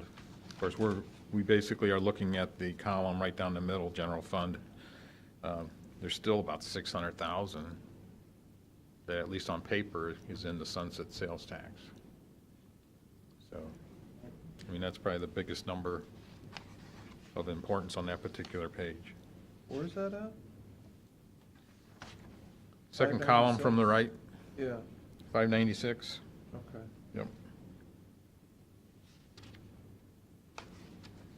I always know Pete's got plans for it, but it just hasn't actually gone out the door yet. I don't have any plans for it. Some other people know. What's the encumbrances, 1,276,000? It's what's on the books. What is it, what does that mean? Open contracts, purchase orders. We saw, actually this morning, some activity where some things were still getting paid that were 2016. I mean, depending on how the agreement's entered into. A little odd, Ed, I mean, if you look at these numbers for 14, 15, and 16, they're pretty consistent, and all of a sudden, Yeah. 400, we're Well, that's, a third, 33% higher. that's, the other are year ends. The other ones are year ends, you know, it's still September. I mean, there's gonna be, I think a lot of that's gonna go away. Yeah, I guess that's true. When I looked at this, I was debating on switching everything back to September comparisons, but I thought, Oh, yeah, that's right. coulda, I suppose. But yeah. Yeah, people do a blanket for the whole year, that's Mhm. sitting out there. Yeah, okay.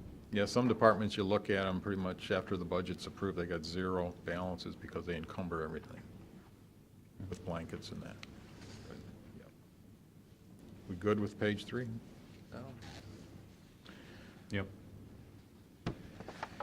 Page 4, Job and Family Services. Did share this with Deb. Her observations were public assistance looks better because she's current this year. Last year, she was a little behind. There's a lot of transferring between their different funds. So this year, she's pretty much where she thinks she should be. Note in the children's services at the bottom, there's like a $200,000 transfer behind that was in 16 that wasn't in 17. So, Just on timing that things. children's services thing, the revenue is down a lot, $400,000. Mhm. That's our money, basically, general fund money. Probably could say that, yeah. So, and the expenses are about the same. Yep. What does that mean? 'Cause I know. We're directed at you, because we talked about shifting some of the high-cost cases out, which we did. And we're still doing. And we're still doing 12 to 6.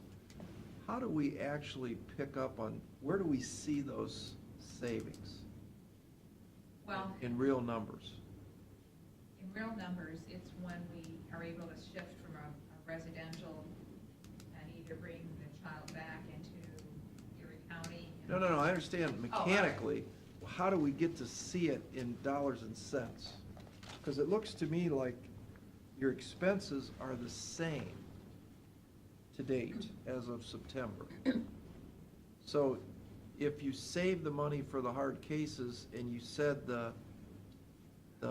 you had more cases, for instance, then you wouldn't realize the savings. Remember, we talked about, well, if we could save $200,000, then we'll take that $200,000 and hire another public defender. But yet, it doesn't look like we're seeing that here. Am I missing something? I think what's happening is that, well, just like what I mentioned today, for every child we can step down, we have another one comes in that needs to be put into the high cost, and we can't immediately say, oh, wait, they're recommending residential one-on-one. We can't say, well, wait a minute, that's too expensive, because the court is going to say, if that's what's being recommended, you have to put them in that placement. So I can get you more information, and I'll be glad to supply you with that as to why that appears to be static. But I would think that would be the biggest reason that we are getting these kids, that we bring one back, but we get a new one in or one that we've had in custody where, and I know that's happened recently, where we had one that was in a out-of-county foster home. But, the kid attacked the foster mother and another child in the home, so now, nobody's gonna touch him in a foster home. And the group homes weren't going to touch him because of some other, possibly being a fire starter. So then you go into residential. So you have, when you think you have something that's stable, it doesn't always stay that way. So, but I mean, because we get the condensed version here. Right. I think you need to share these numbers with her And, you know, that's what I'm looking at is, Sure. you know, I mean, we actually, because the issue came up, well, okay, we budgeted more money here. Yeah. We've been transferring something probably less than that full amount. it looks like it, yeah. Yeah, we have, but the other thing I saw in there is that their other revenues are down. Their revenues from the state side. Yes, they're down Well, why don't somebody by a do couple some- 100,000. That's what we need to know. How much it's gone down? Well, we're No, no, no, I mean, the big picture, because when we budgeted $3 million, and if you wouldn't have done this, and this, we would have spent the $3 million. Then you lost another 200,000 from the state, so you really, now you're $3 million too, and now you gotta look at it that, you know, we saved you, you gotta do the sales pitch to us. You know, here's the hard numbers from last year, because of our efforts, we saved $300,000. And Pete can go, well, that's $300,000 we didn't spend that we would have spent. And we now know that with another public defender, that the courts will save some money. I mean, that, we haven't revisited that in a while, but, you know, you know what I'm getting at? You know, we were gonna take from this bucket and we're gonna make this more efficient, which will in turn save more money. In, you know, court system is our problem. That's always, that's the problem. Because as that child lingers in that system for months, we're paying the boarding cost. Right, and again, right now, we've been backlogged as far as returning children because 2 public defenders retired. Yeah, we know the story, yeah. And so our cases are not deemed to be as significant as the juvenile cases. So then, and then our child support gets passed back even farther. So, you know, we're at the bottom, and then we get up a little bit, and then we get to the juvenile cases, which we're only involved in if the court also gives us custody of those kids. But, so that's been an issue too, why we might have a few more kids lingering that we would have been able to return. Well, if I was in your shoes, I would work with somebody here, and I would figure out where this, how good it, you know, prove to us that the money savings were X. Am I making sense? Yeah.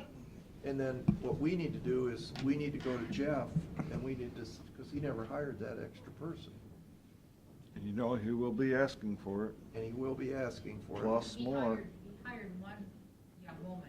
To replace. Right. Yeah. You know, what he did was he reassigned some of his staff for the gal that worked in the juvenile. Right. He reassigned one of his current staff into that. Yeah, but only half-time.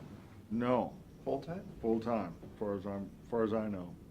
I know that Robert Ritzler was the one who was taking everything, because that was the problem we were having, because he had been child support, and then they assigned him to the juvenile case. Right.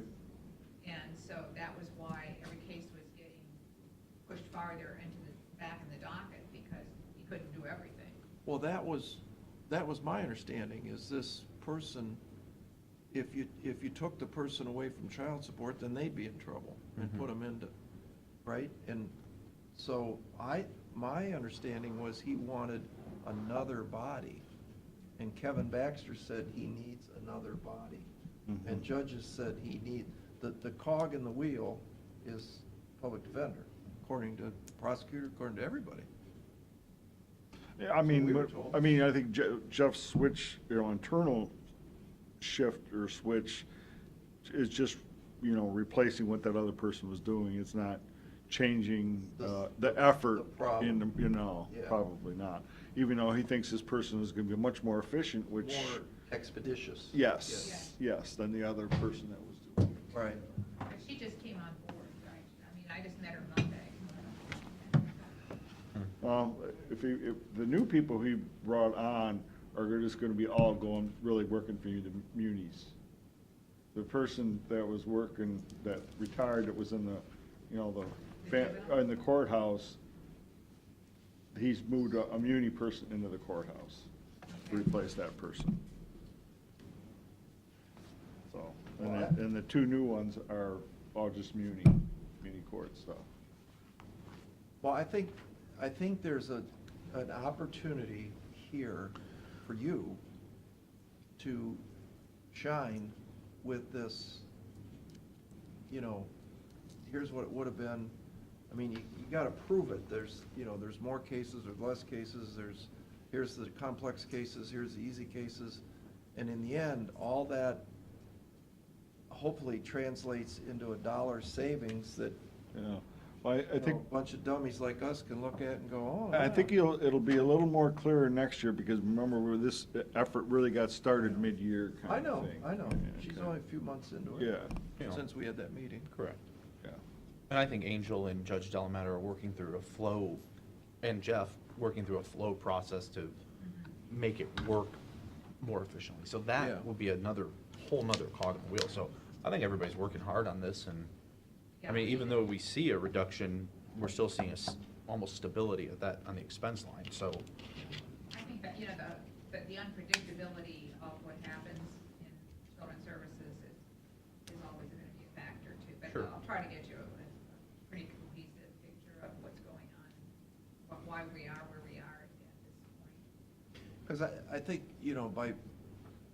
when this, the circle of care is complete, I think that's going to help, a lot. And we talked about this yesterday with the whole Genesis situation.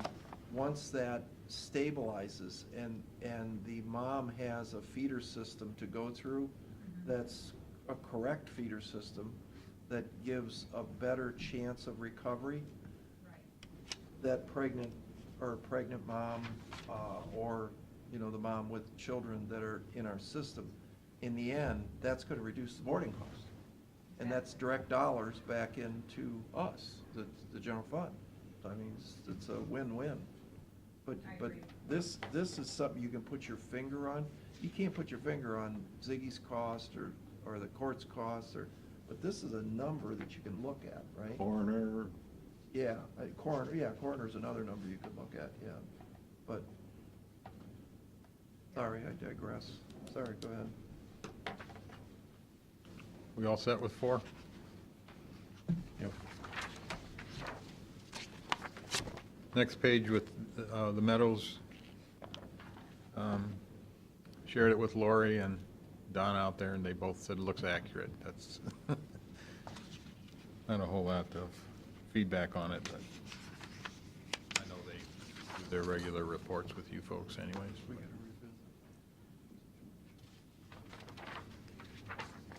revisit. Okay? All right. We're going to try something a little different here. We're going to let Mr. Jackson talk, All right. because we changed some of the reports, and that way if you don't like them, you can yell at him instead of me. Well, this is one of our favorite subjects, so Pete, you got solid waste firmly under control. Try to. For solid waste, revenues for the year-to-date, third quarter, they're down 143,000. A lot of that is attributed to the significant decrease we've had in NASA dirt so far this year. I know, Brian, we're expecting a little bit towards the fourth quarter of this year. I know we received some prepaid for that, but as of right now, it's down at the end of the third quarter. Wages and benefits, on the financial statement, it shows that it's a decrease. Actually, when we went back and reviewed this, we noted an accounting error. It should be increased by about 5,000. A lot of that's just timing differences, people coming on board and full-time in 16, and then people coming on and off and on again in 17. Total operating expenses for the district, again, it shows down 47,000, it's actually probably down 37,000, which is, the district did a lot less than what they've done in years past, especially with the recycling pickups as well. So the money didn't go to the sheriff yet? No. Why?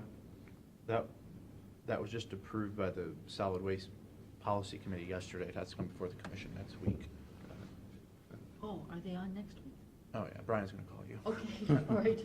Wait, Pete, go back. Yes, sir. Explain to me again why the wages are up. The wages are up. From looking at it, we had people became full-time I think they were March or April of last year, the community outreach specialist, and we had the intern last year. This year, we still had a lot of those costs, and then also May. through May, and then we're putting half of Brian's wages and benefits on the solid waste district as well okay, now. And that started in July. That would explain, okay. Because there had to be significant savings in the solid waste between the coordinator, the outreach person, and the intern. I think we'll see those savings, but maybe not until next year. Brian's. Right. Okay, that makes sense, I'm sorry.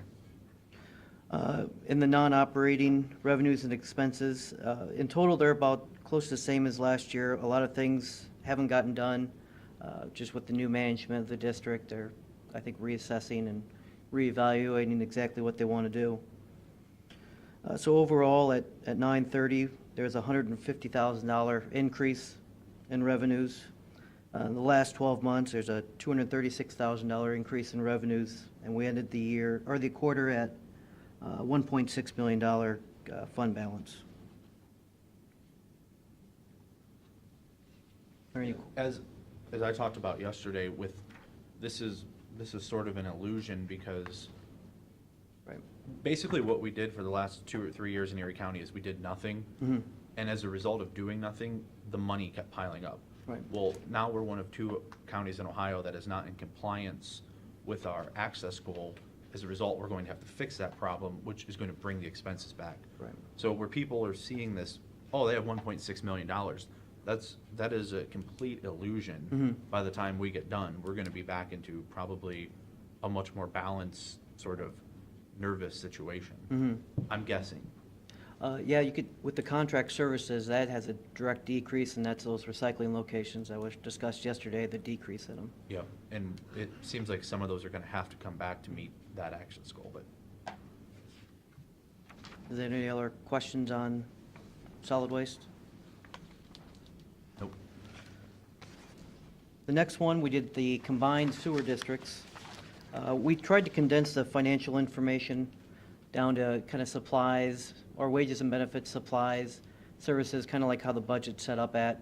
And we included both the Bayview Sewer District and the Erie County Sewer District on the same page. So it's a consolidated financial statement, still all the information. To build this financial statement, we use the financial statements that are on pages 7B and 7C to come up with this information, but we thought we'd try to make it a one-page instead of 2 or 3 pages. So operating revenues for the sewer district, they're up $182,000 at this time of this year, and that's what's shown on the financial statement. We had a rate increase in between years, but that was offset. We've had lower delinquent collections of user charges and lower septic invoices. And then the Bayview Sewers has increased the overall revenues for it. We also had the sports force tap last year, which was relatively large for the district, so we had a decrease in that this year. For wages and benefits, that's up $107,000. We've had a new person that started in the middle of last year, and so we're seeing them the entire year this year. And we also had retirements and other severance payments with the sewer district this year. Operating expenses have increased $185,000. Most of that's for the wages, but the sewer costs, the per unit that we pay for treatment, that's increased. And that's the bulk of the increase there. For debt service, it shows a $390,000 increase. A lot of that's to pay off the short-term debt issued for the capital projects that we were doing. And we have to begin building the reserves for the Bayview Sewer project that has 2 separate reserve accounts that have to maintain a balance, and we're slowly starting to transfer money into there. For the non-operating revenues and expenses, we've started doing some cash projects this year. I've talked to Howard and Chris. A lot of the projects that were budgeted for, they're encumbered and they're scheduled to be paid for by the end of the year. And so as of 9/30, we had an increase of about $40,000. For the last 12 months, though, we've lost $384,000 and a final fund cash balance of $4.7 million. So page 7B, I'm looking at, what is the capital project transfer? $374,000. Most of that is to pay off, trying to remember, that paid off the A Street force main, Oh, yeah. and then a small part of that paid off Chapel Creek debt. And it looks to me like the revenue is down. Is that because of flows? Flows are only down slightly. We've had less delinquent collections from real estate from years past. And Chris does some things with septic, hauling. Those revenues are down a little bit at this timing. And the 160,000 sports force tap, Right. which they shouldn't have paid, is also in that, from 16 to 17. Yeah, yes, we didn't have we had the large Basically, sports that's fund. just our money paid for that tap. Mhm. Moved that money from one account over to this account. Okay. Oh, yeah. So that's really the debt service changes that. Mhm. Now, all this stuff that we approved, I see the OPC lining, that trunk sewer, 537,000 we paid out, but it wasn't budgeted this year? It was budgeted in 16 and paid for in 17. And then we should be getting a grant, 275,000, or a little bit less than $275,000 grant to offset that. The 537? Mm-hmm. The 537 divided by. But that's got the 275 budgeted. Oh, I see, but it's not received. Yep. And the 960,000 on the meter reading system, you won't even see a bill on that this year, will you? We've actually paid the first bill of that in October. For 400 meters? I think we paid a fourth of the meters. What do you pay up front? Paid for, I think we paid for 25, but I have to double check how many of the meters, but yeah, I know we paid for a good part of it in October. But it's not showing here Right. because of September yet.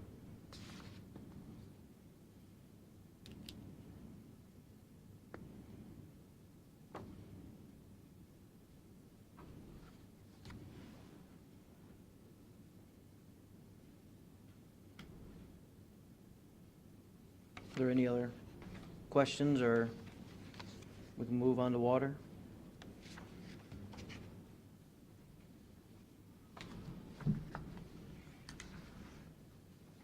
Do you like it being stacked like this as opposed to seeing one page for each of the different, does it make a difference?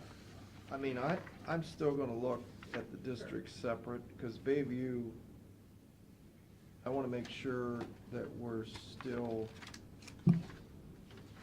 in the black on that, which it looks like.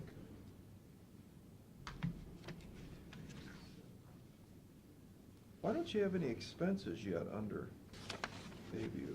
Well, there are. We've been paying the treatment cost and utility bills You don't have of the that? Bayview sewer, You got wages and benefits in there. and some, Where's a the lot of treatment wages and cost? benefits. Howard has some people going out to do it. A lot of the wages and benefits are environmental specialists going out and doing inspections. Oh, When I ask gotcha. about the actual operating, like supplies and materials, Yeah. Howard made it sound like we wouldn't have a lot because everything's under warranty for at least a Right, year. which is true. But the environmental specialist's wages are, their time is being spent, at least Bill, in Bayview, right? Right, and that's being, and they're being charged to Bayview. That's being charged. Right. And the tap fees that we're collecting are also going in there as well. Right. Okay. Yeah, if you look at, say, tap-in fees, you got Right. $75,000. But that's not gonna happen next year. No, but then again, But that's what he's the overseeing. inspection shouldn't be Yeah. out there that much next year because the majority of these have already gone in. Sure. Yeah.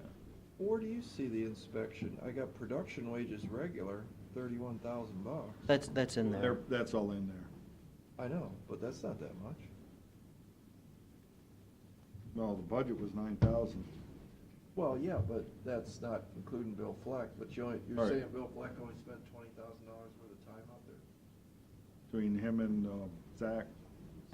I mean, I would say he's out there all the time. Where else is he? Apparently not. So,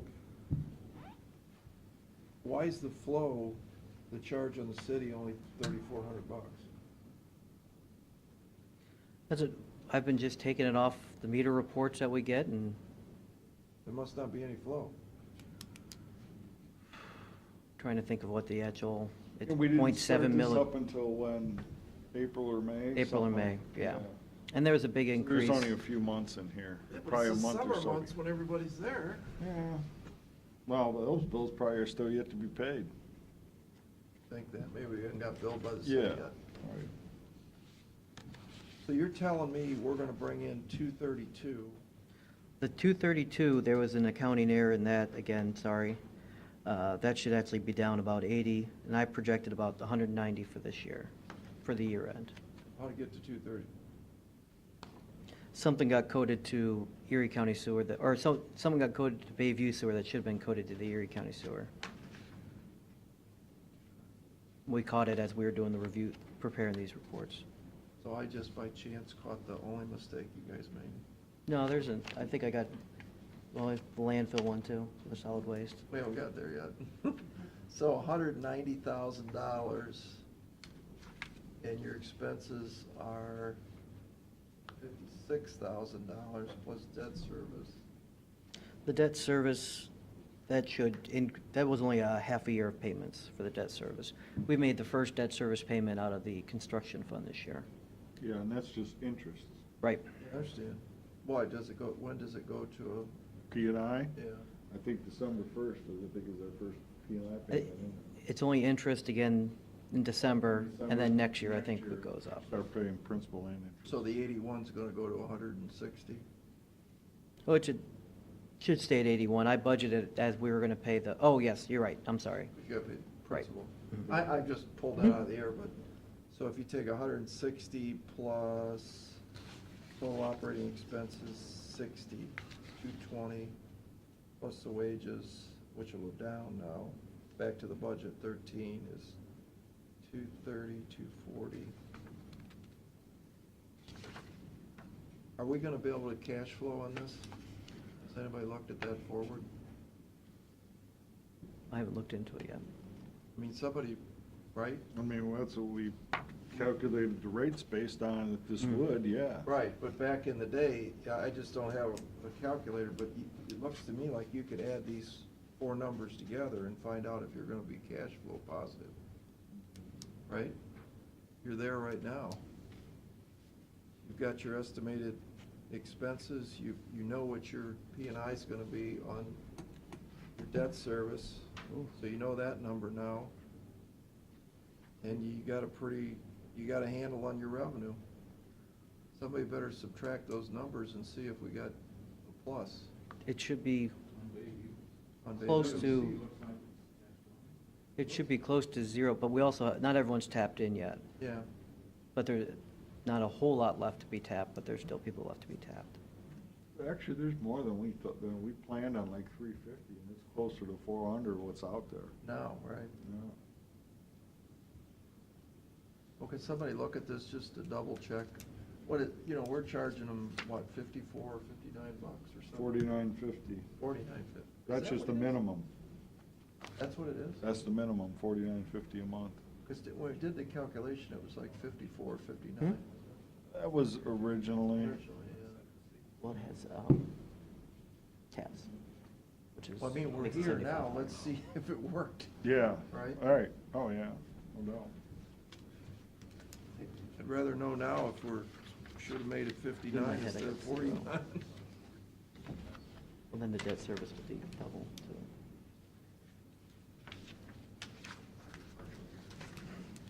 Yeah.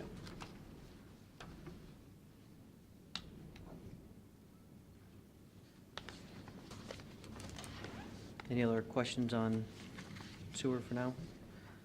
Next, for the water, we presented this the same way as we did the sewer district. We stacked them together. We showed a negative revenues of $182,000 operating revenue from last year. We had an increase in rates but we also have a little bit lower flow. Bellevue sales are down as well. And then we had the Sports Force tap in 16 that we didn't have in 17. And so that, I'd rather see these separated, okay. honestly, because, I mean, you gotta look, you know, A looks like it's, according to your projection, doing what, a little bit down, actually, Mhm. 412. Well, he does have them separated if you want to go to page Yeah, 8B, that's what I'm looking that's the at. separated one.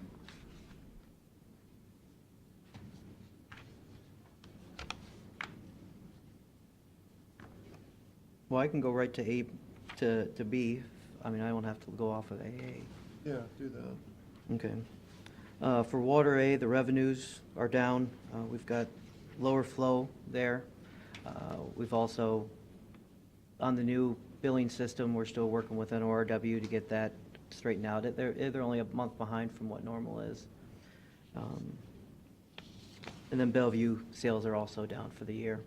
This also reflects a full year of splitting out the bulk revenues in 2017. For wages and benefits, those are up just slightly. We have slight increase in overtime and with rates as well. Operating expenses, they're higher, $255,000. We've been doing the projects internally with the Hall Road and Valley Lane, which have increased the maintenance materials. And then we've also, we've purchased more water in general. We've purchased more from Huron and a little bit more from Sandusky this year. Explain the change on the operating, the 716,085. What does that mean? Can you say that one more time? I'm sorry. Look under change on September from 16 to 17, and it goes operating deficit of 716,085. Well, in 2016, we had an operating positive of about $620,000.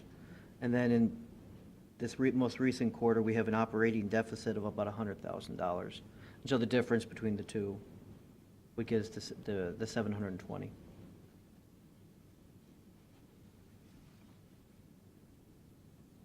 And then also in this fund, You paid 255,000 transfer to capital projects and debt service. that paid off the debt for the Bayview sewer, the Bayview water improvements. We paid cash for it. Right. Remember doing that, Pete? Yep, We had previously issued debt for that, and then we paid off that short-term debt. right. There was also, in posting the principal, GO principal payments for that, we had an accounting error between that and the landfill of $221,000. So that's artificially high. Which was artificially high. The bond principal payments, Oh, so it's less than 774? correct, by about $221,000. Because we had something fall off, right? Mhm.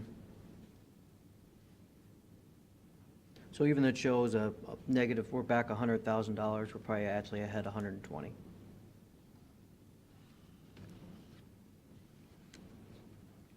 So that 318, as I walk down to the bottom there, and the cash balance under that same column.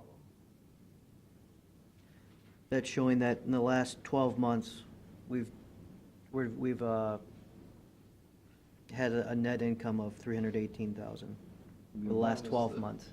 Minus the 220. Right. So it's really 118. Mhm.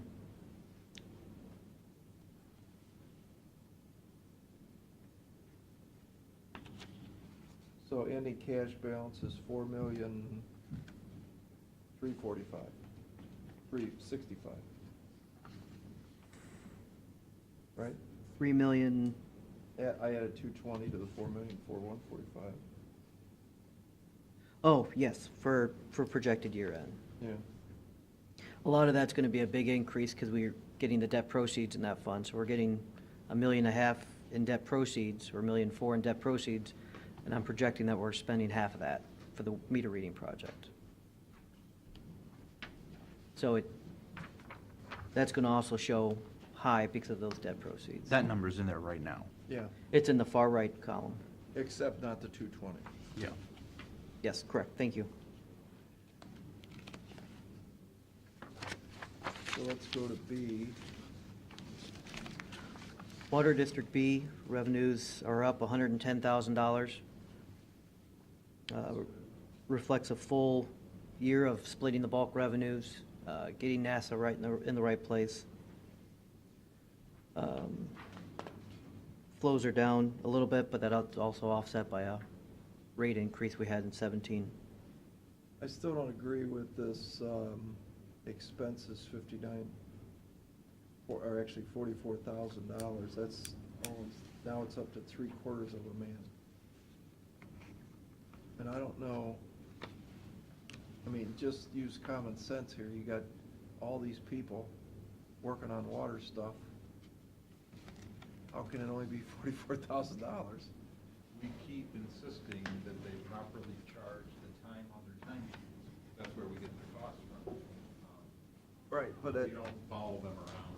yeah, I understand that. We do the same thing in our thing too, but, you know, if you don't write what he's doing, which they don't, because they're, you know, whatever, this is the way I've always done it.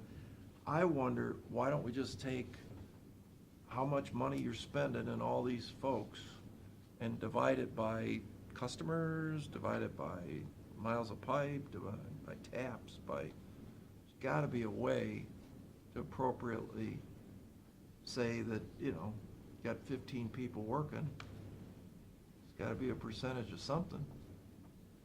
Why are we relying on what a guy does on his time card?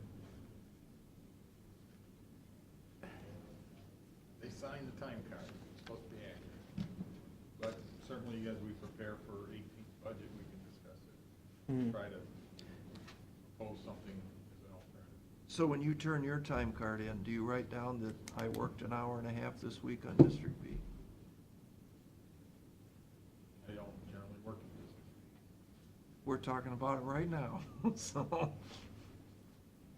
But I mean, you do. We come up with an allocation, and that's what I've been charging mine at.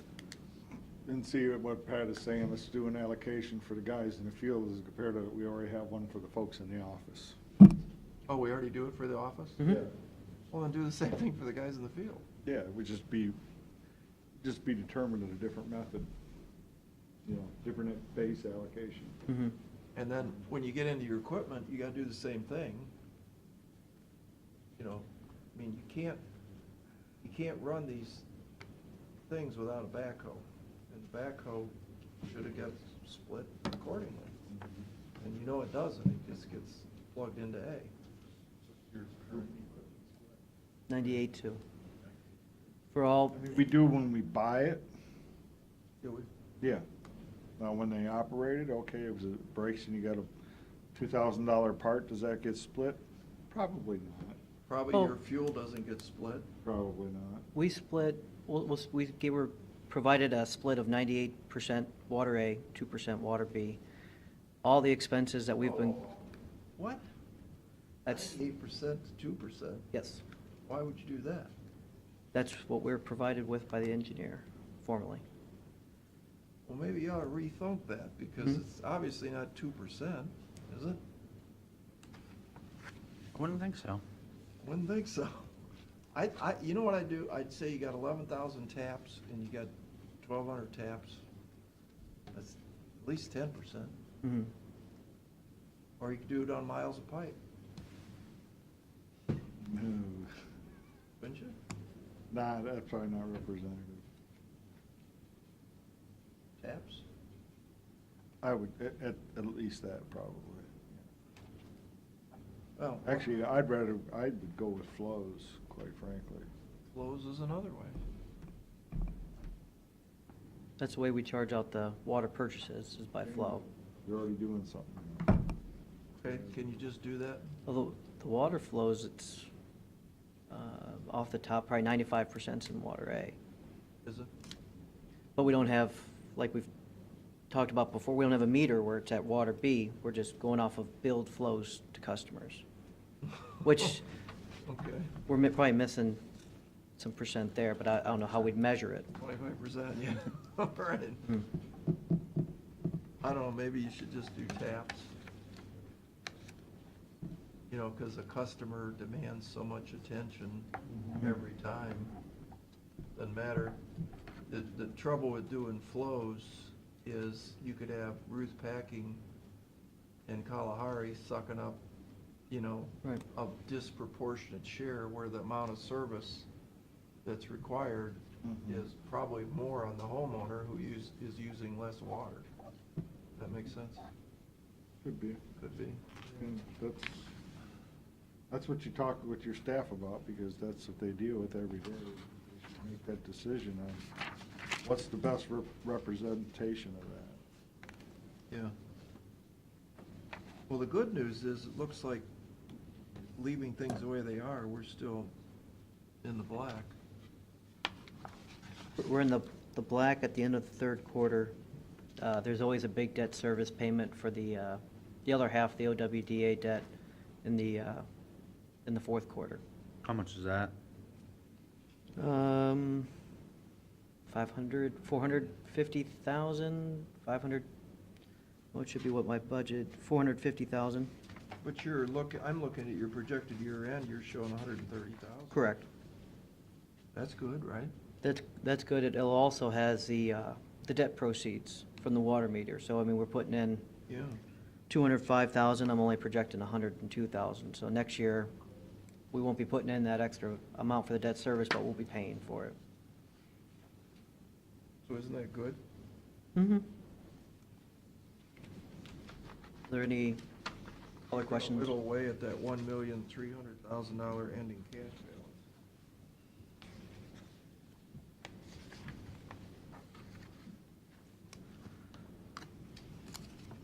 Whittle is the operative word. At least it's not going the wrong way. The last one is the landfill. Landfill had a decrease in operating revenues of 473,000. A lot of the revenue streams had increases, except the NASA dirt was such a decrease, it brought the whole thing down a little bit. Why is the gas sales down so much? Gas sales, in 2016, they paid for 2 years' worth to catch up. Yeah, remember he was way behind, Oh, and then for the judge to view his litigation a little better, he thought he might want to pay up on his bills. you know, I didn't read that settlement either, by the way. Finally done, I think. I've got it. He gave it to me. I just didn't. I mean, I've read through it, I know Brian's read through it, we've all said it's. I mean, are we we're doing agreeing that to today? it. Yeah. Yeah, On you, buddy. yeah. I think it's ready to go. Famous last words around here. Wages and benefits, they show a decrease of 12,000, but with, I didn't read it. What's that? I'm sorry, wages and benefits, they show down $12,000. With Brian's wages, part of them should be allocated to the solid waste fund, so that should actually be down about $20,000, How much of his wages are coming out of that? 50% 50? of his wages and benefits. We actually had a decrease in overtime in the landfill department. That's a good thing. For operating expenses in total, it was a decrease of $330,000. A lot of that is attributed to less generation fees being paid out since we were receiving less tonnage.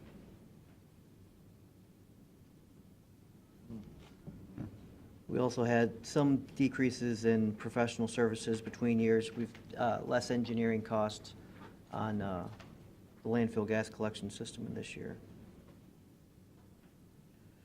For the debt service, that shows that it's down $220,000, but there is a posting error. That should probably be about a push, about zero between years. That's getting close, though. Isn't it 19? One of them might go off in 19 or something early, but I know we got a few of them, I thought they were older, something in the don't know, 20s maybe, Yeah, 20s or 30s. Part of that got refinanced. there's at least 3, maybe 4 issues out there. Right. But there, I know Yeah, there's a one big is, one. I think there's one that is coming up within a few years, I think maybe 19. But, be a while before some of the other ones are paid off. For the, no, oh, I'm You know, sorry. Well, just we as- refinanced a piece, so we get those costs will come down a little bit next year. I think 342,000 in total savings for that. For your benefit, look at what this landfill makes if you don't have $1.8 million debt service. Take that number out, and, you know, that, and the number doesn't have to be there. You know, if we'd have done cell expansion small and paid cash, instead of having a, you know, was it 30 million, 25 million? Number, mortgage, look at what this product, this place would generate.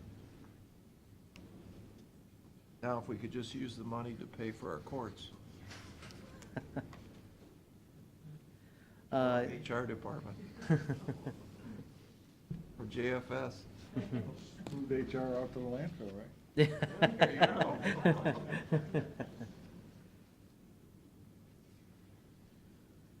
In the non-operating, a lot hasn't been paid for yet this year. I know Brian's ordered a lot of things. I know we have purchase orders against things he's looking to buy. And so we're expecting to pay them out before the end of the year, just haven't gotten there so far yet in this quarter. And so in total, So, can I ask a question? please, I'm sorry. Did the pipe get bought, HDPE pipe for the gas well? It's on order. I don't think we received it. It's like within a week or two coming in. I talked to Brian the other day about it. Okay, that's like 50,000, wasn't it? Yeah. And the guy that's gonna drill the hole, are we on the schedule? Gotta bid it. No. No, there's only one guy that does this. Remember you telling us this story? The guy that makes the hole to put the pipe down in. And he's I a think traveling it's- guy, and you gotta get him as he moves. Mm-hmm. You don't know this story? I highly doubt that's a single source vendor. There are lots of drillers out there. No, this is some weird thing. That's what he was telling us. You don't remember that? I digress, sorry. No, you're, and so a lot of the projects are planning to be done before the end of the year. And so, at 9:30, there's a $1.7 million surplus. Over the last 12 months, a $931,000 surplus. And, we end the quarter with a $7.7 million cash balance.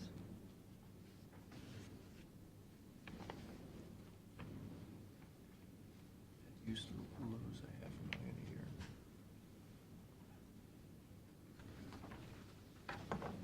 The last page, we included an overtime report last time around, so we updated it. We took it by a quarterly basis to show it out, just for informational purposes, but.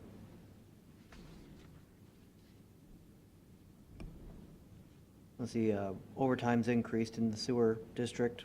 A lot of that attributed to Bayview, or no, not that part in Bayview. Bayview's separated out, I'm sorry. Overtime increased for the sewer department.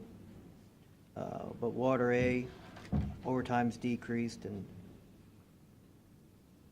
in Water B, overtime's increased, so we've got a history projection for all that, for your informational purposes.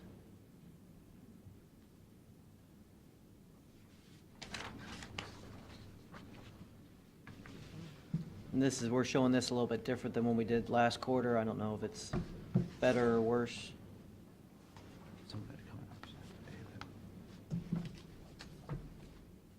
Sorry. No, you're.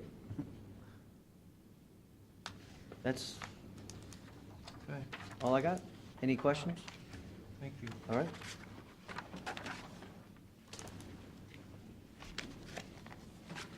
Carolyn, you need a break. That would be nice. All right, why don't we recess for a couple minutes? Take 15 minutes. Okay, the recorder's on, go ahead. Okay, very good.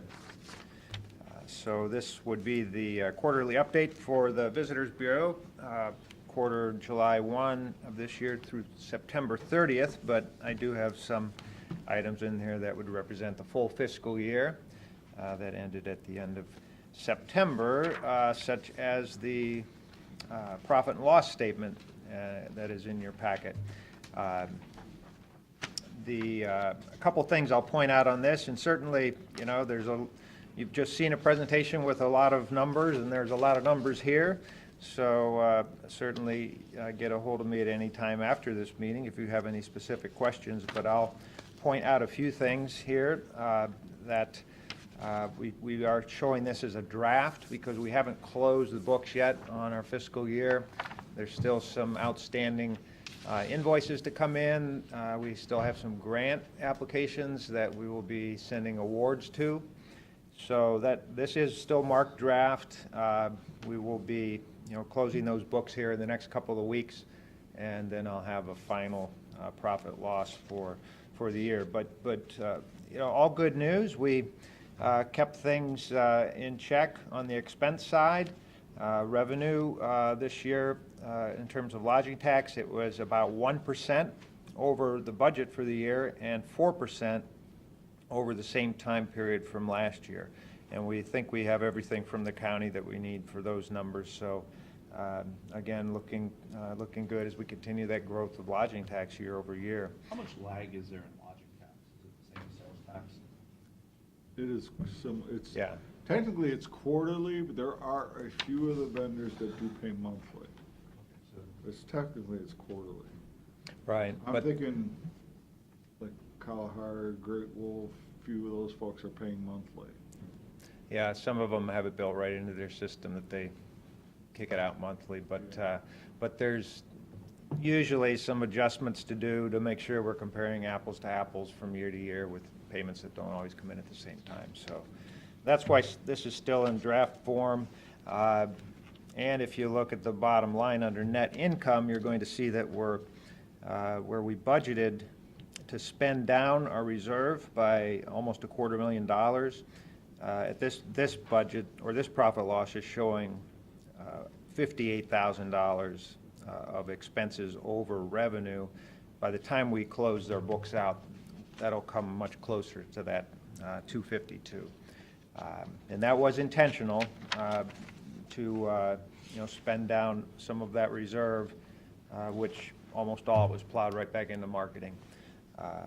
And you can see if you look on the expense side, places where we had, or actually I'll mention that when we get to the next budget, but we've increased several line items that deal with our marketing and our trade shows and our grant program. As far as looking down through the expenses, again, let me know if you have any questions, but there are a couple of the lines that show significant differences between what we had budgeted and the actuals. For example, our tourism grant line item, and that is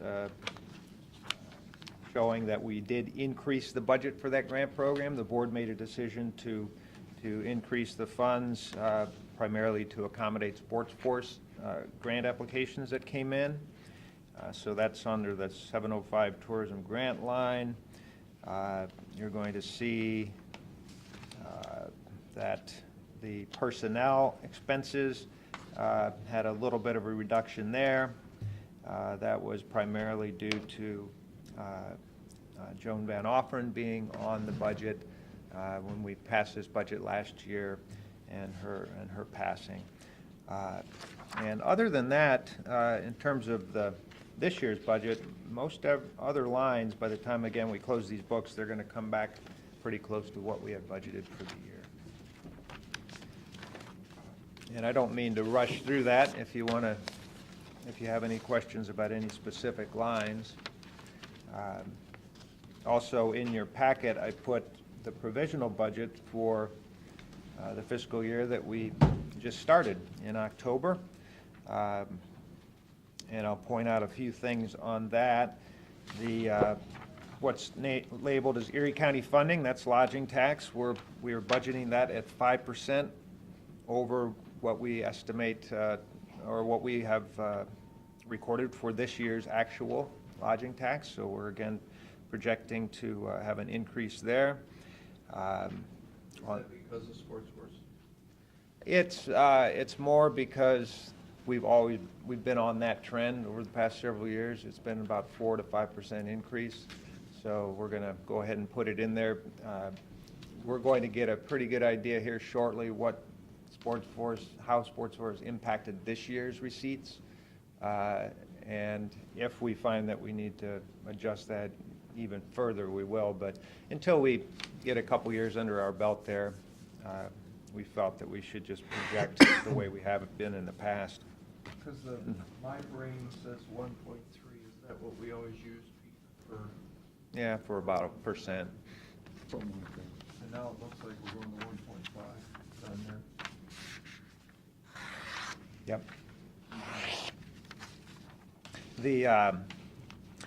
On the revenue side of the new budget, also you're going to see a line that says co-op programs, and that's being increased significantly. A large portion of that line is the contribution that Ottawa County puts into the marketing plan, and Ottawa County is in the position of increasing that, as it has been, every year since the partnership began. I don't know what that means. What's that? Co-op programs? No, Ottawa County. Oh, well, each year, Ottawa County, the Ottawa County Bureau pays into the Shores and Islands Partnership, and we record that on a separate line item. So you don't get the lodging tax from the hotels in Ottawa County don't go in as whatever it is? You only get a piece of that? No, just as we have here in Erie County, there's an agreement with the commissioners in Ottawa County. Yeah. 3% of the lodging tax. Is that what That that all means? goes to the Bureau.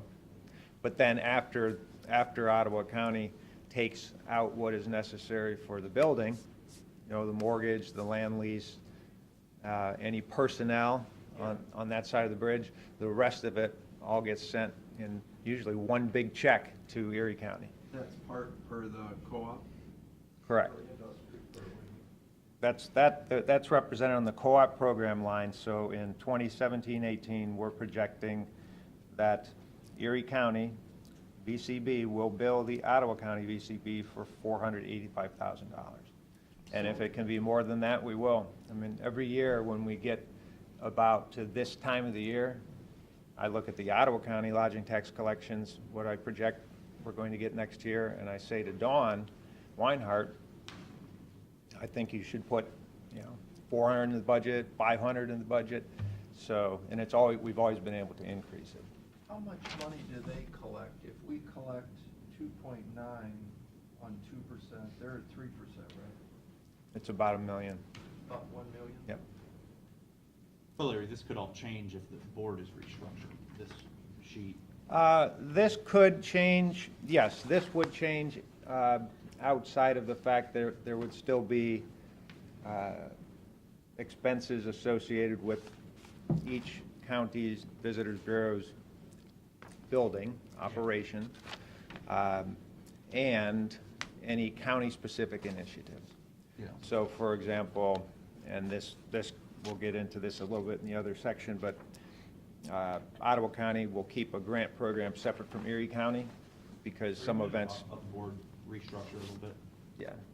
Are you going to talk? Yeah, I about am. it? Yeah, I am. So, yeah, this could change for sure, but because we don't have all of that buttoned up yet, we did feel that it was prudent to do our budgeting just based on the way that we always have. And so that's. We're at about $1 million. Mhm.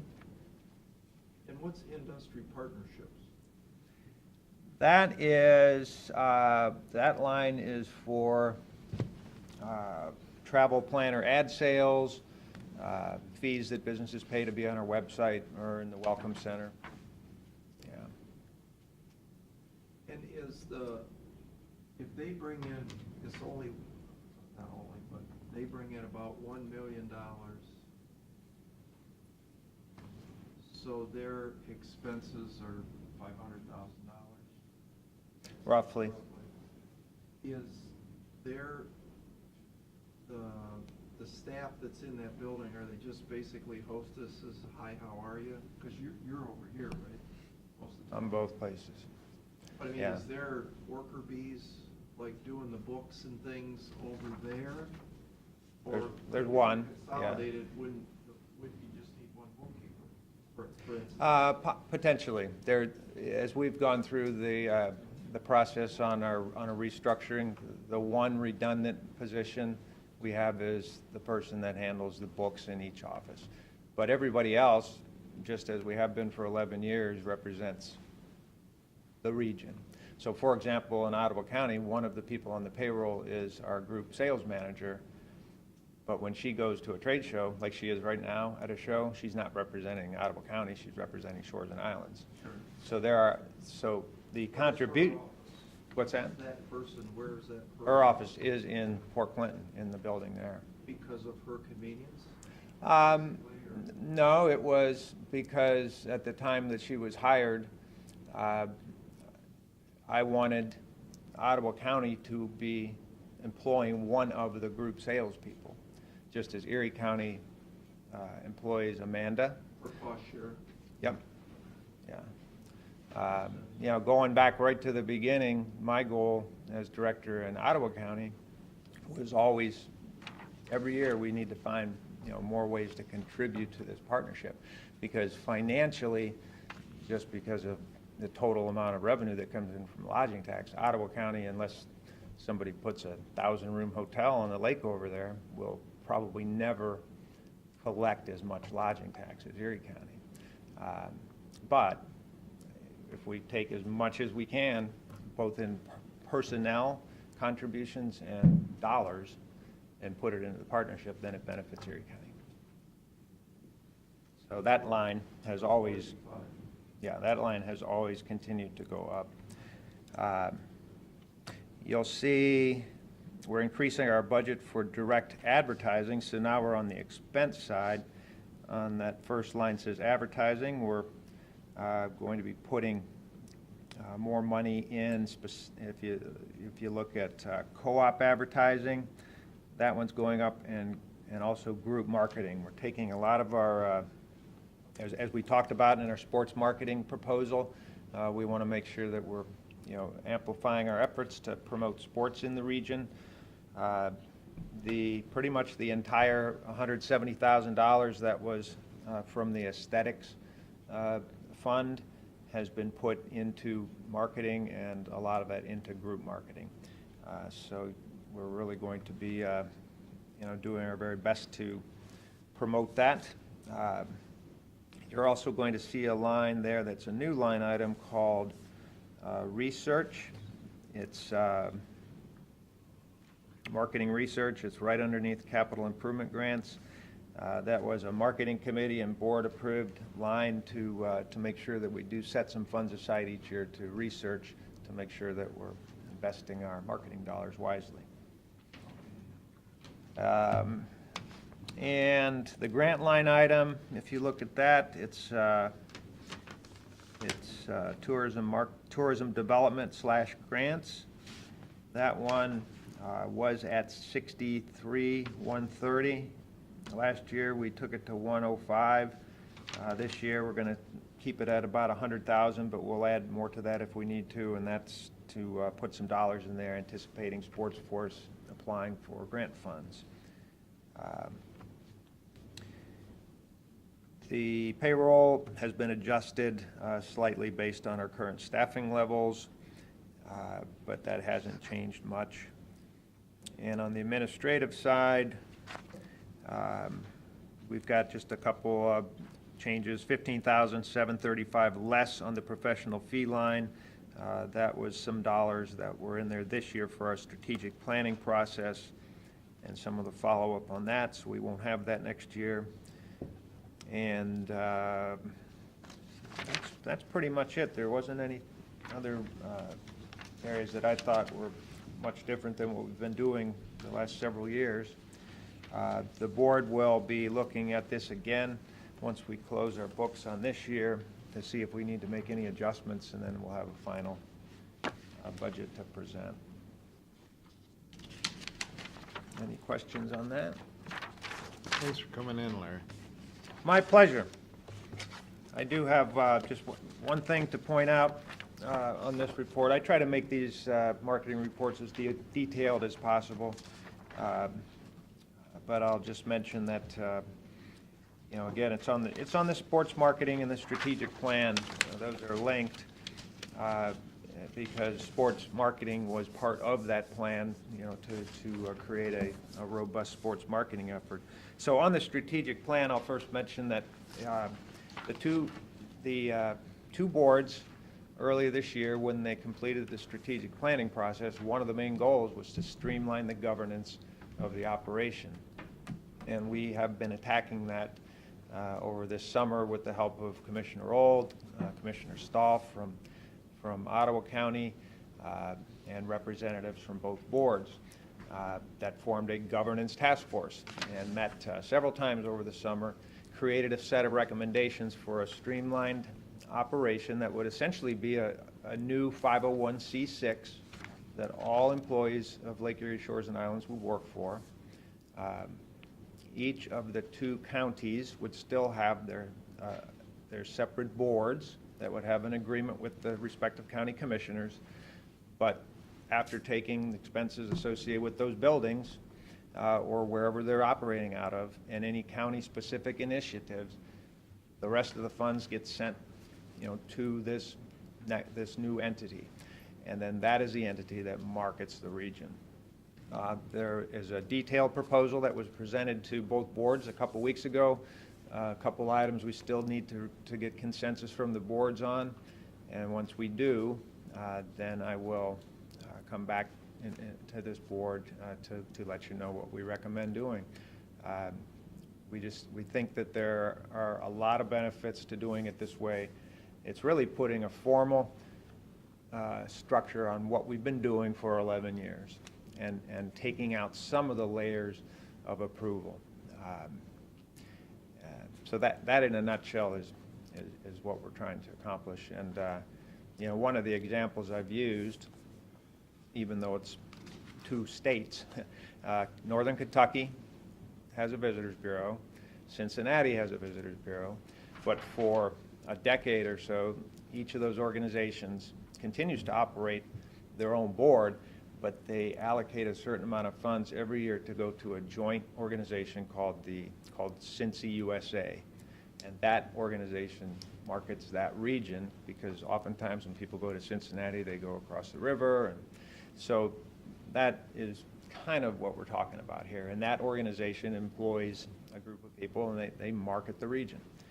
So it wouldn't take any of the power away, certainly from the commissioners on each side of the bridge or those two individual boards, but there are many reasons why we believe it would streamline the operation, allow us to become more efficient and effective.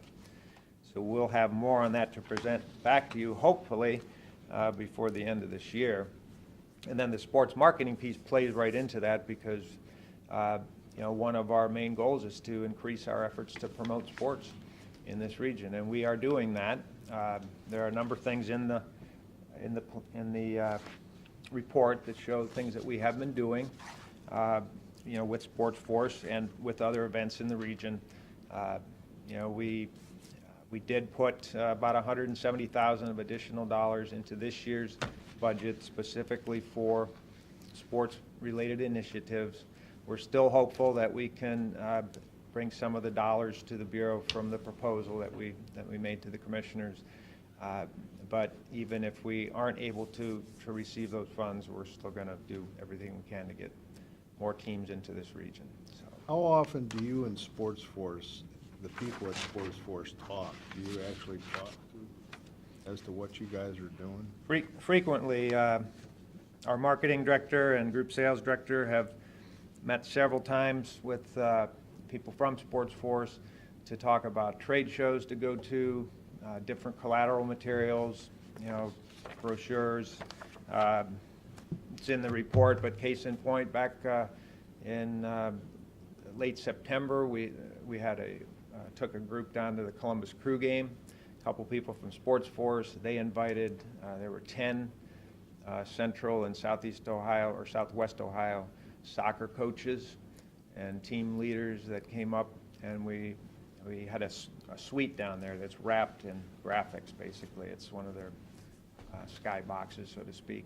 So we entertained these folks, and Sports Force went with us, and they used it as a way to try to bring some business up here.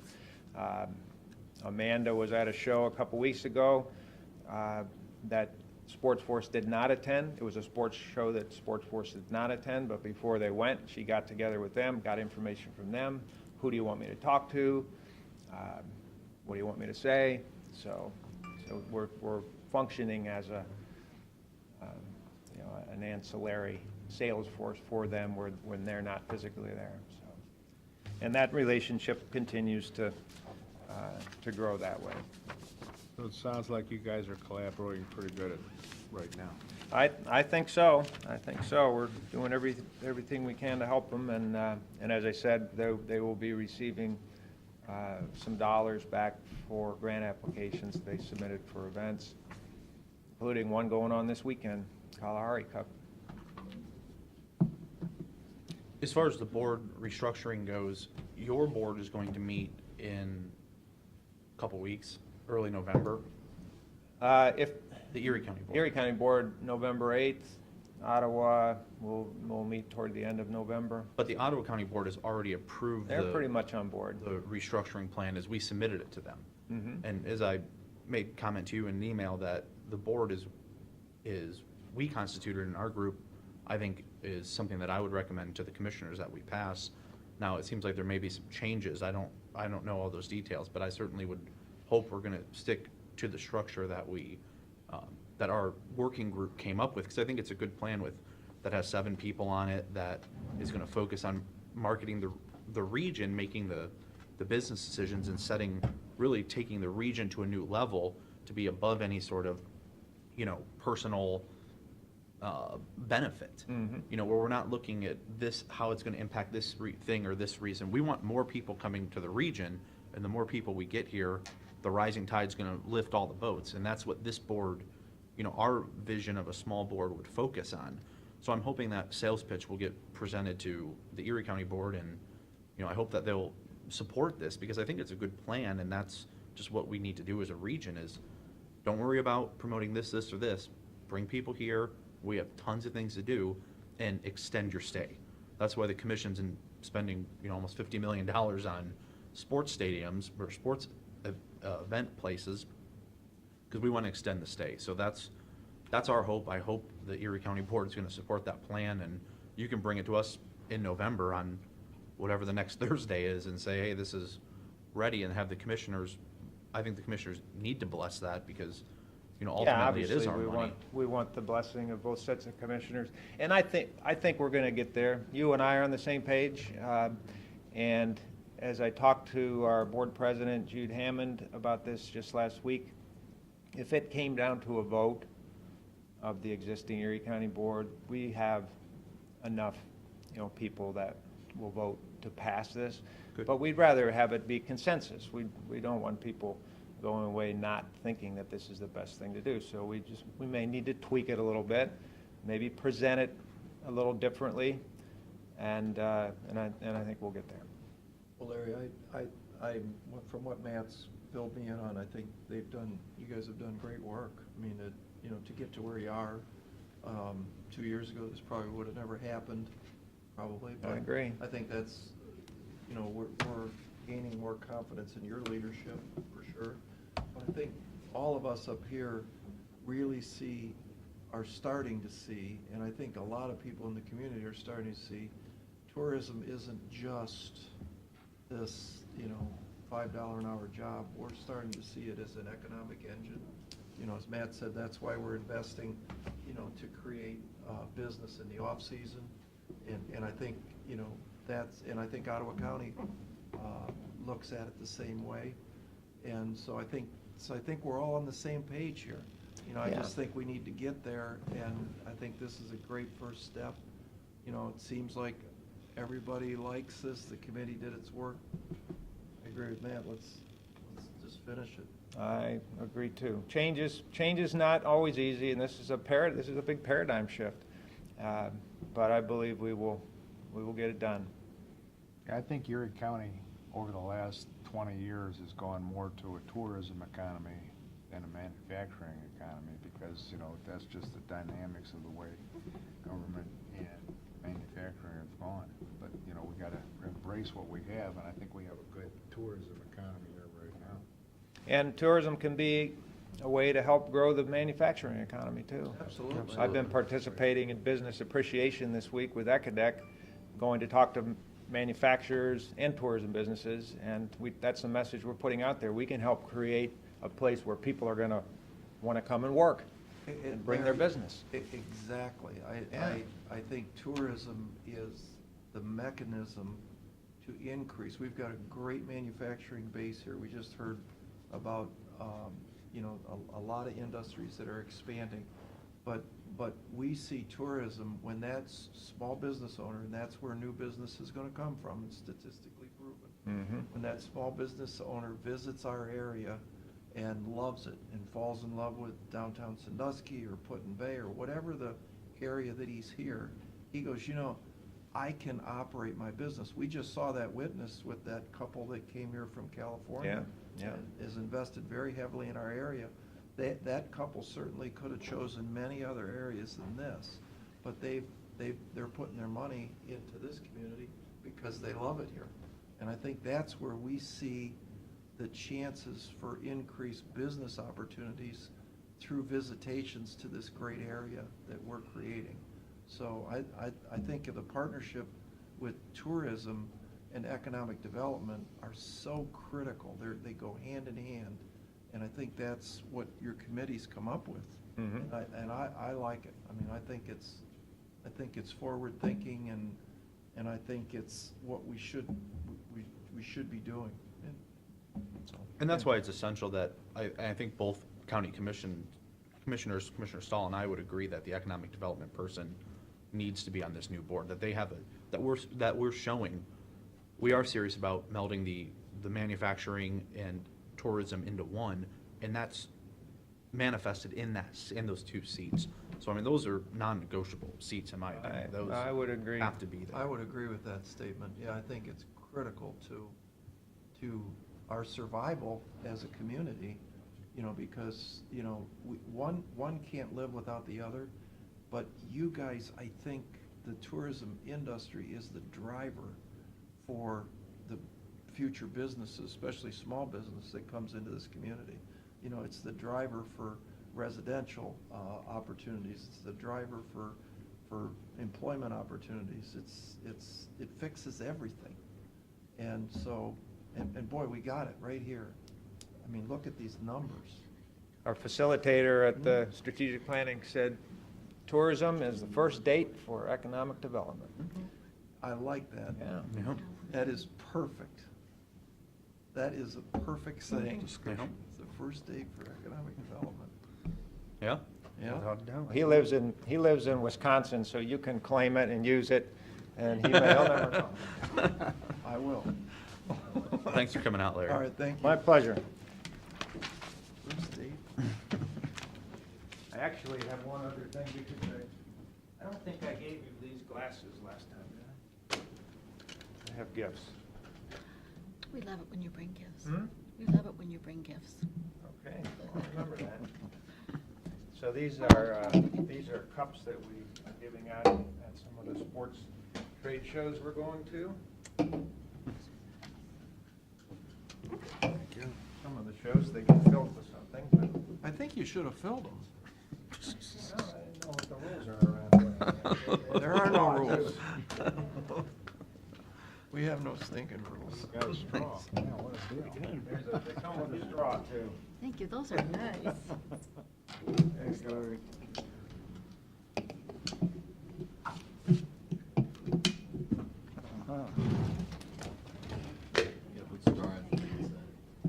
We're up to our 10:30 appointment. Right. You know, we really, when we get to Dave Moyer, Nobody told me. we need more minutes. Well, that was our fault. He was not intending to speak that long. That was totally us. But Want to read the, Pete hasn't had his various issues either. You before know, we go into executive session? we still have to do Pete. yeah, we haven't Pete yet. Do that? Absolutely. It's not his best part. It's the part we all look forward to. I know I've talked to one commissioner about this, but, Mr. King down at the planning department, they have their annual Ohio Housing Conference over at Selma Creek on November 5th, and usually we've had a commissioner do the opening remarks. Is there any interest in any of you three to do that? I do it every year. Go for it. No, Tim says he does have somebody else lined up, in case none of you three are interested. I'll go if no one else wants to. Let me verify before I say that. if he can, I can. November 5th, November 5th. that's a Sunday. Broughton Township's It pancake is. breakfast. No, No, it's you'll miss the definitely not on pancake a breakfast. Sunday. No, I'll do I both. think it's Sunday night. No, it's not. They don't, the opening is not Sunday night? Never. No, it's on the morning. Maybe I've got the wrong date. Well, let's just check and get back with me. They usually All right. open this. It's usually like a Monday morning. Huh? It's usually like a Yeah, Monday we morning. better check. That's with what I Pete. thought it was, yeah. Yeah. So I was looking at the calendar, I'm like, maybe it's the 6th. But I'll verify that. What I passed out to you is, again, a few weeks ago, Commissioner Shenigo, I know you asked me to ask the State Department of Taxation for make a public records request for the monthly Medicaid Managed Care Organization sales tax receipts. Yeah. There they are. Roughly what you see is it's, other than a couple of months, it's fairly consistent. It's about 50 grand a month. So that's this. Cool. So those are the numbers we're So dealing how, with. they're gonna give us, which I was surprised at this, you told me, I thought they were gonna give us a check back next year, the first quarter, and then you said, no, they're gonna make us whole in November, make us whole in December. To make us whole is $152,337. $152,337. So that's 3 months? That's 3 months, that's about right. Yeah. We're gonna get one check in November, we're gonna get one check in January. And we have to deposit that in a special fund. So that will not reflect on our sales tax numbers. No, not until we transfer it, Yeah, which, that's all to right. be honest with you, since we're really gonna take the hit next year, let's just move it in there next year. Yeah. Sure. So, but I thought next year we were supposed to get money back too. I thought in 18, we were supposed to get all the 600 back. Oh, Or no. 75% of it, or something like that. No, You get nothing? because of the formula that the state put together, Some there are people some getting counties are some. gonna get nothing next year. We are one of those counties that get nothing. There are some counties that are gonna get 3 or 4 years' worth of their loss next Is year. that because our sales tax is so high per population? That's kind of how they did it. It's a per capita formula is what they came up with, yeah. Yeah.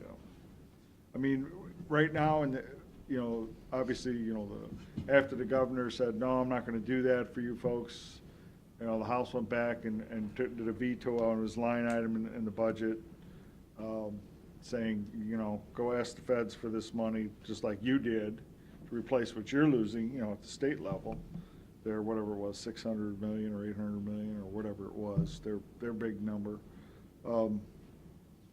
The Senate, or the House said, they vetoed it, they overrode it, but again, the Senate's gotta act on it. They could either do the same thing, or the Senate their proposal is, tell you what, counties, we're just gonna give you 50 million bucks and it gets split up. To divide it up. And take it or leave it, everybody's pretty well said, all right, we'll take it. It's gotta go back to the House. I'm thinking at this point, we're probably gonna get it.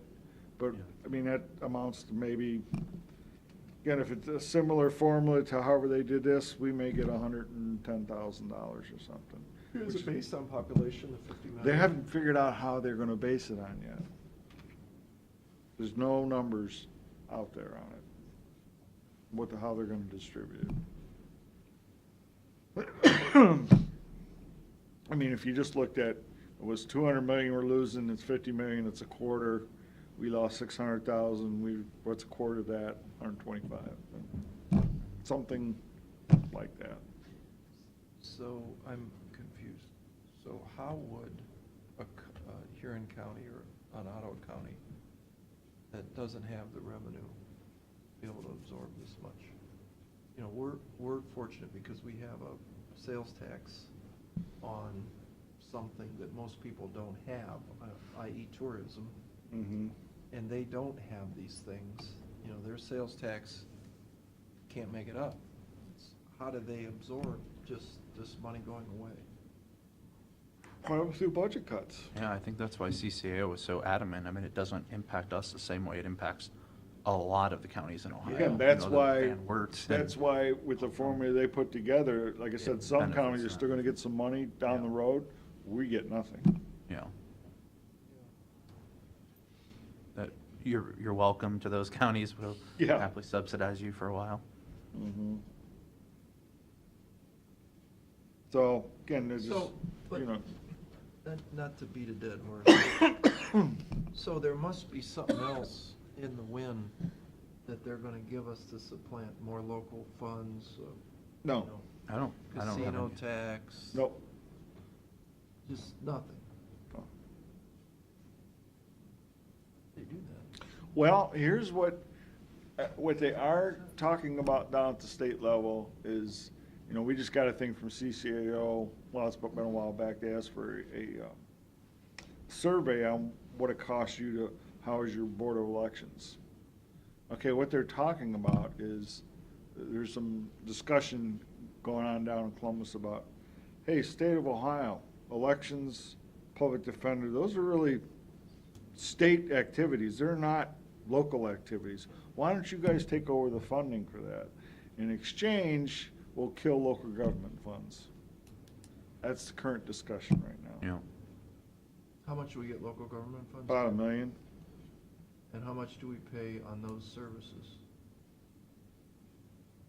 Not, Well, Board of Elections vary depending on election year. but still, not that much. $500,000? Yeah, probably not. That's on election year, maybe. No, Average? it's probably an average. Okay. And Jeff is almost $1 million. But we get almost half of what we spend on Jeff back. So it'd be even. It's a pretty close, pretty fair trade. Mm-hmm.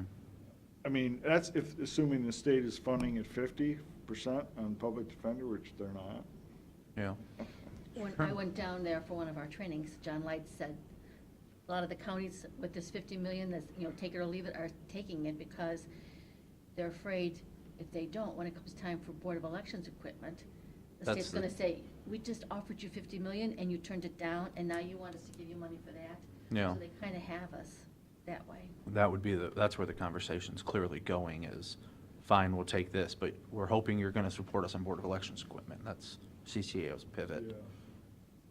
Well, I don't understand this whole Board of Elections equipment thing because, you know, where I vote, they have the old stuff and it works fine. So why, all of a sudden, do we have to go to something different that they're forcing down our throats that we have to pay for? Well, I don't think they're forcing it. I think what they did 10 years ago is said, here's a bunch of money. You can correct me if I'm wrong, but here's a bunch of money if you want to update your election equipment. Well, everybody Get rid of did. the old mechanical voting booths and go to this. Yep, and everybody did, and now those are breaking.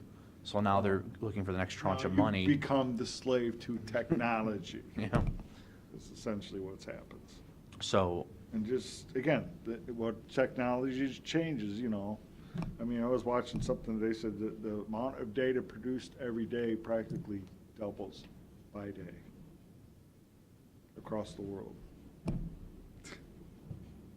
They were showing like that Iron Mountain has got all those like cloud storage things. Got over 1,000 facilities worldwide. Had no idea. That's crazy. that's technology. But that's how the state's got us, is they've got counties that are in this, they need new voting equipment, they can't afford, I mean, it's $1 million plus for us Mm-hmm. to completely update what the Board of Elections wants to do, so they've sort of got us.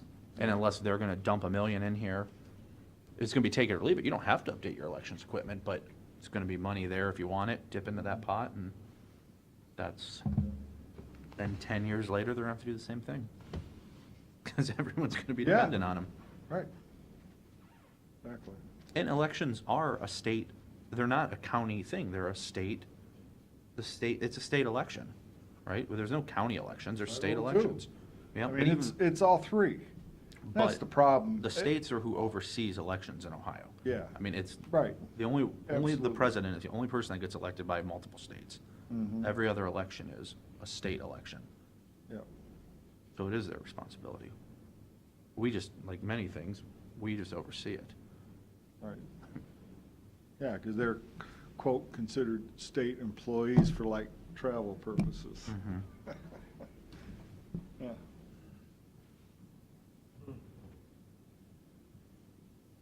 What else you got, Pete?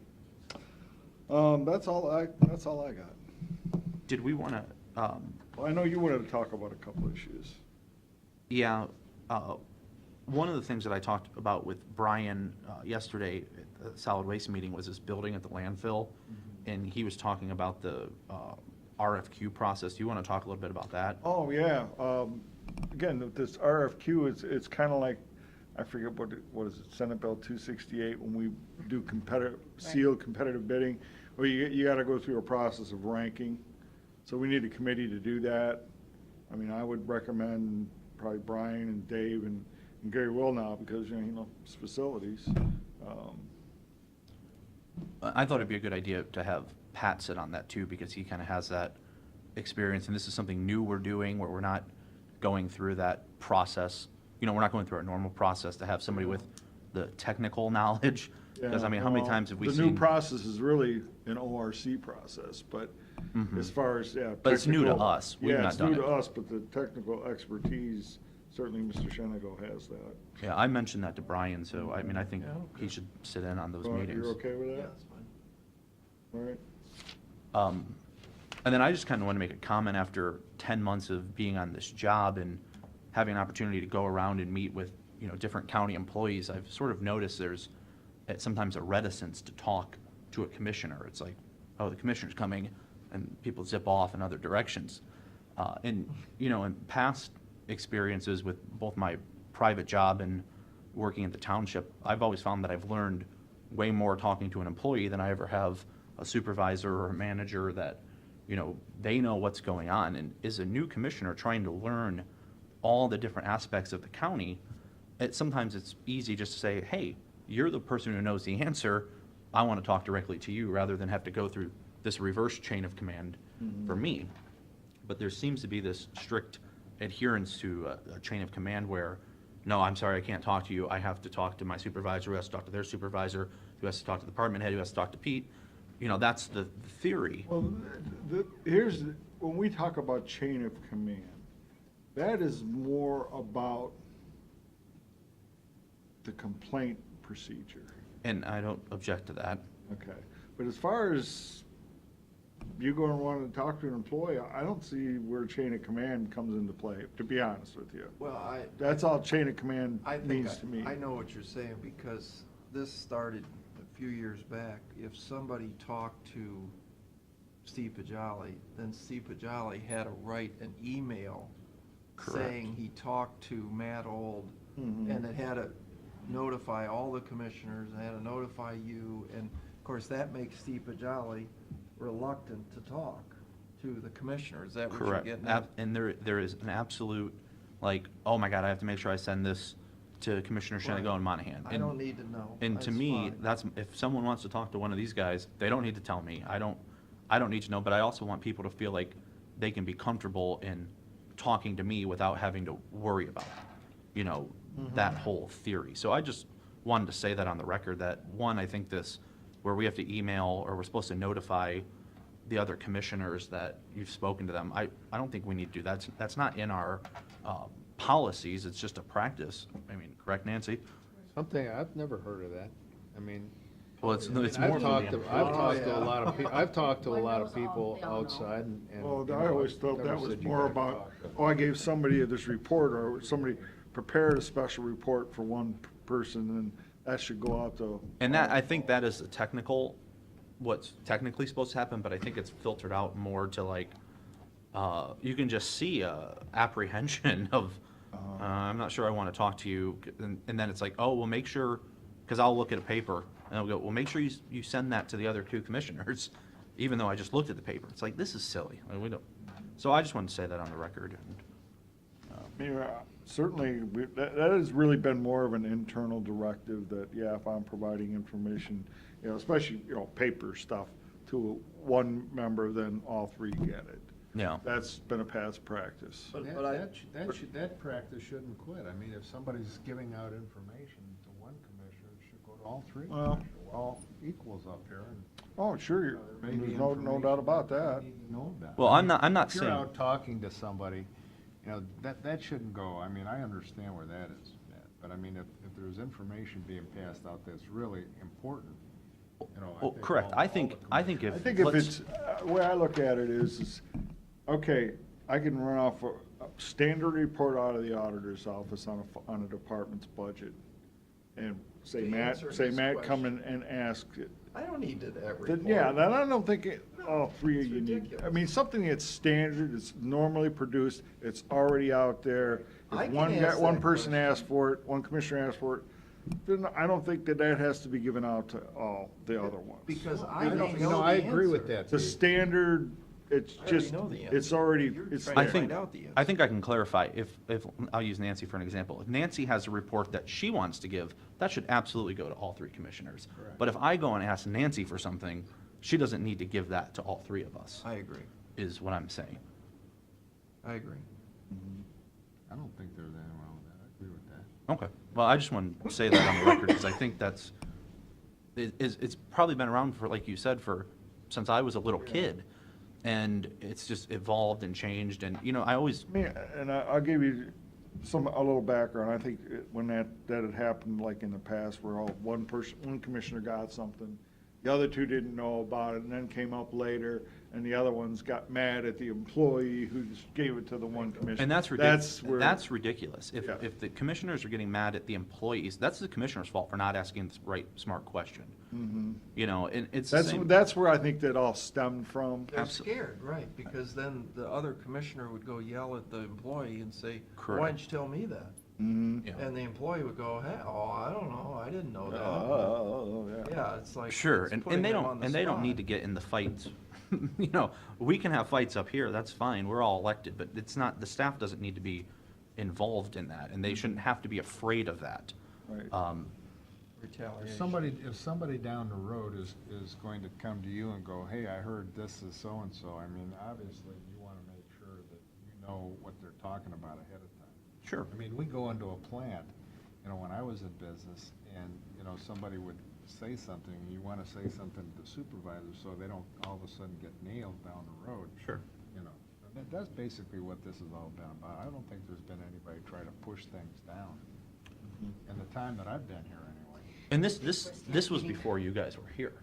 Yeah. I mean, this is like probably in the 90s when this policy came into effect, is my understanding. So, I believe so. but yeah, I mean, I remember, I think I understand what group that Yes. originated from. Yeah. I remember when I was a township trustee, I was talking to one of the guys when they were out string trimming around the graves in the graveyard. I said, how are things going? We're not allowed to talk to you. I said, why? They said, we got to go through our boss. I'm like, there's only 4 of you. And I said, no, I got elected. And if I want to talk to you, you talk to me. If I ask you, you can answer. If your boss is trying to filter information, there's something wrong with your boss. And that's who I'm going to look into. Because I want to be able to have an open conversation with employees and not have them have to worry about that. So, you know, those are just some observations I've had, but I just want to kind of say that on the record. I agree with that. And then, if there's no other, oh, we have to do resolutions. Resolutions. Got resolutions. Oh, jeez. The break for lunch. Well, no, I thought we Meeting were that gonna never go to ends. dinner. We can. I blocked the whole We're day gonna off. start doing Ottawa County. It's 2 full days. You want these resolutions or not? Go for it. All right. Commissioners By final motion, lunch? please rescind resolution number 17-309 adopted on July 13, 2017, entering into a grant agreement with Ohio We're Department of gonna need Rehabilitation assistance. and Correction. Grant agreement is for pretrial services through Erie County Adult Probation, not the Sandusky Intensive Supervision Program. Second? Mr. Monahan? Yes. Mr. Old? Yes. Mr. Shenigo? Yes. Resolution of the Board of County. He knew you were gonna say yes. Resolution of the Board of County Commissioners, Erie County, Ohio, for the purpose of approving the Ohio Department of Rehabilitation and Correction Subsidy Grant Agreement for Community-Based Corrections Programs, Non-Residential Misdemeanor Pretrial Services. Second? Mr. Monahan? Yes. Mr. Old? Yes. Mr. Shenigo? Yes.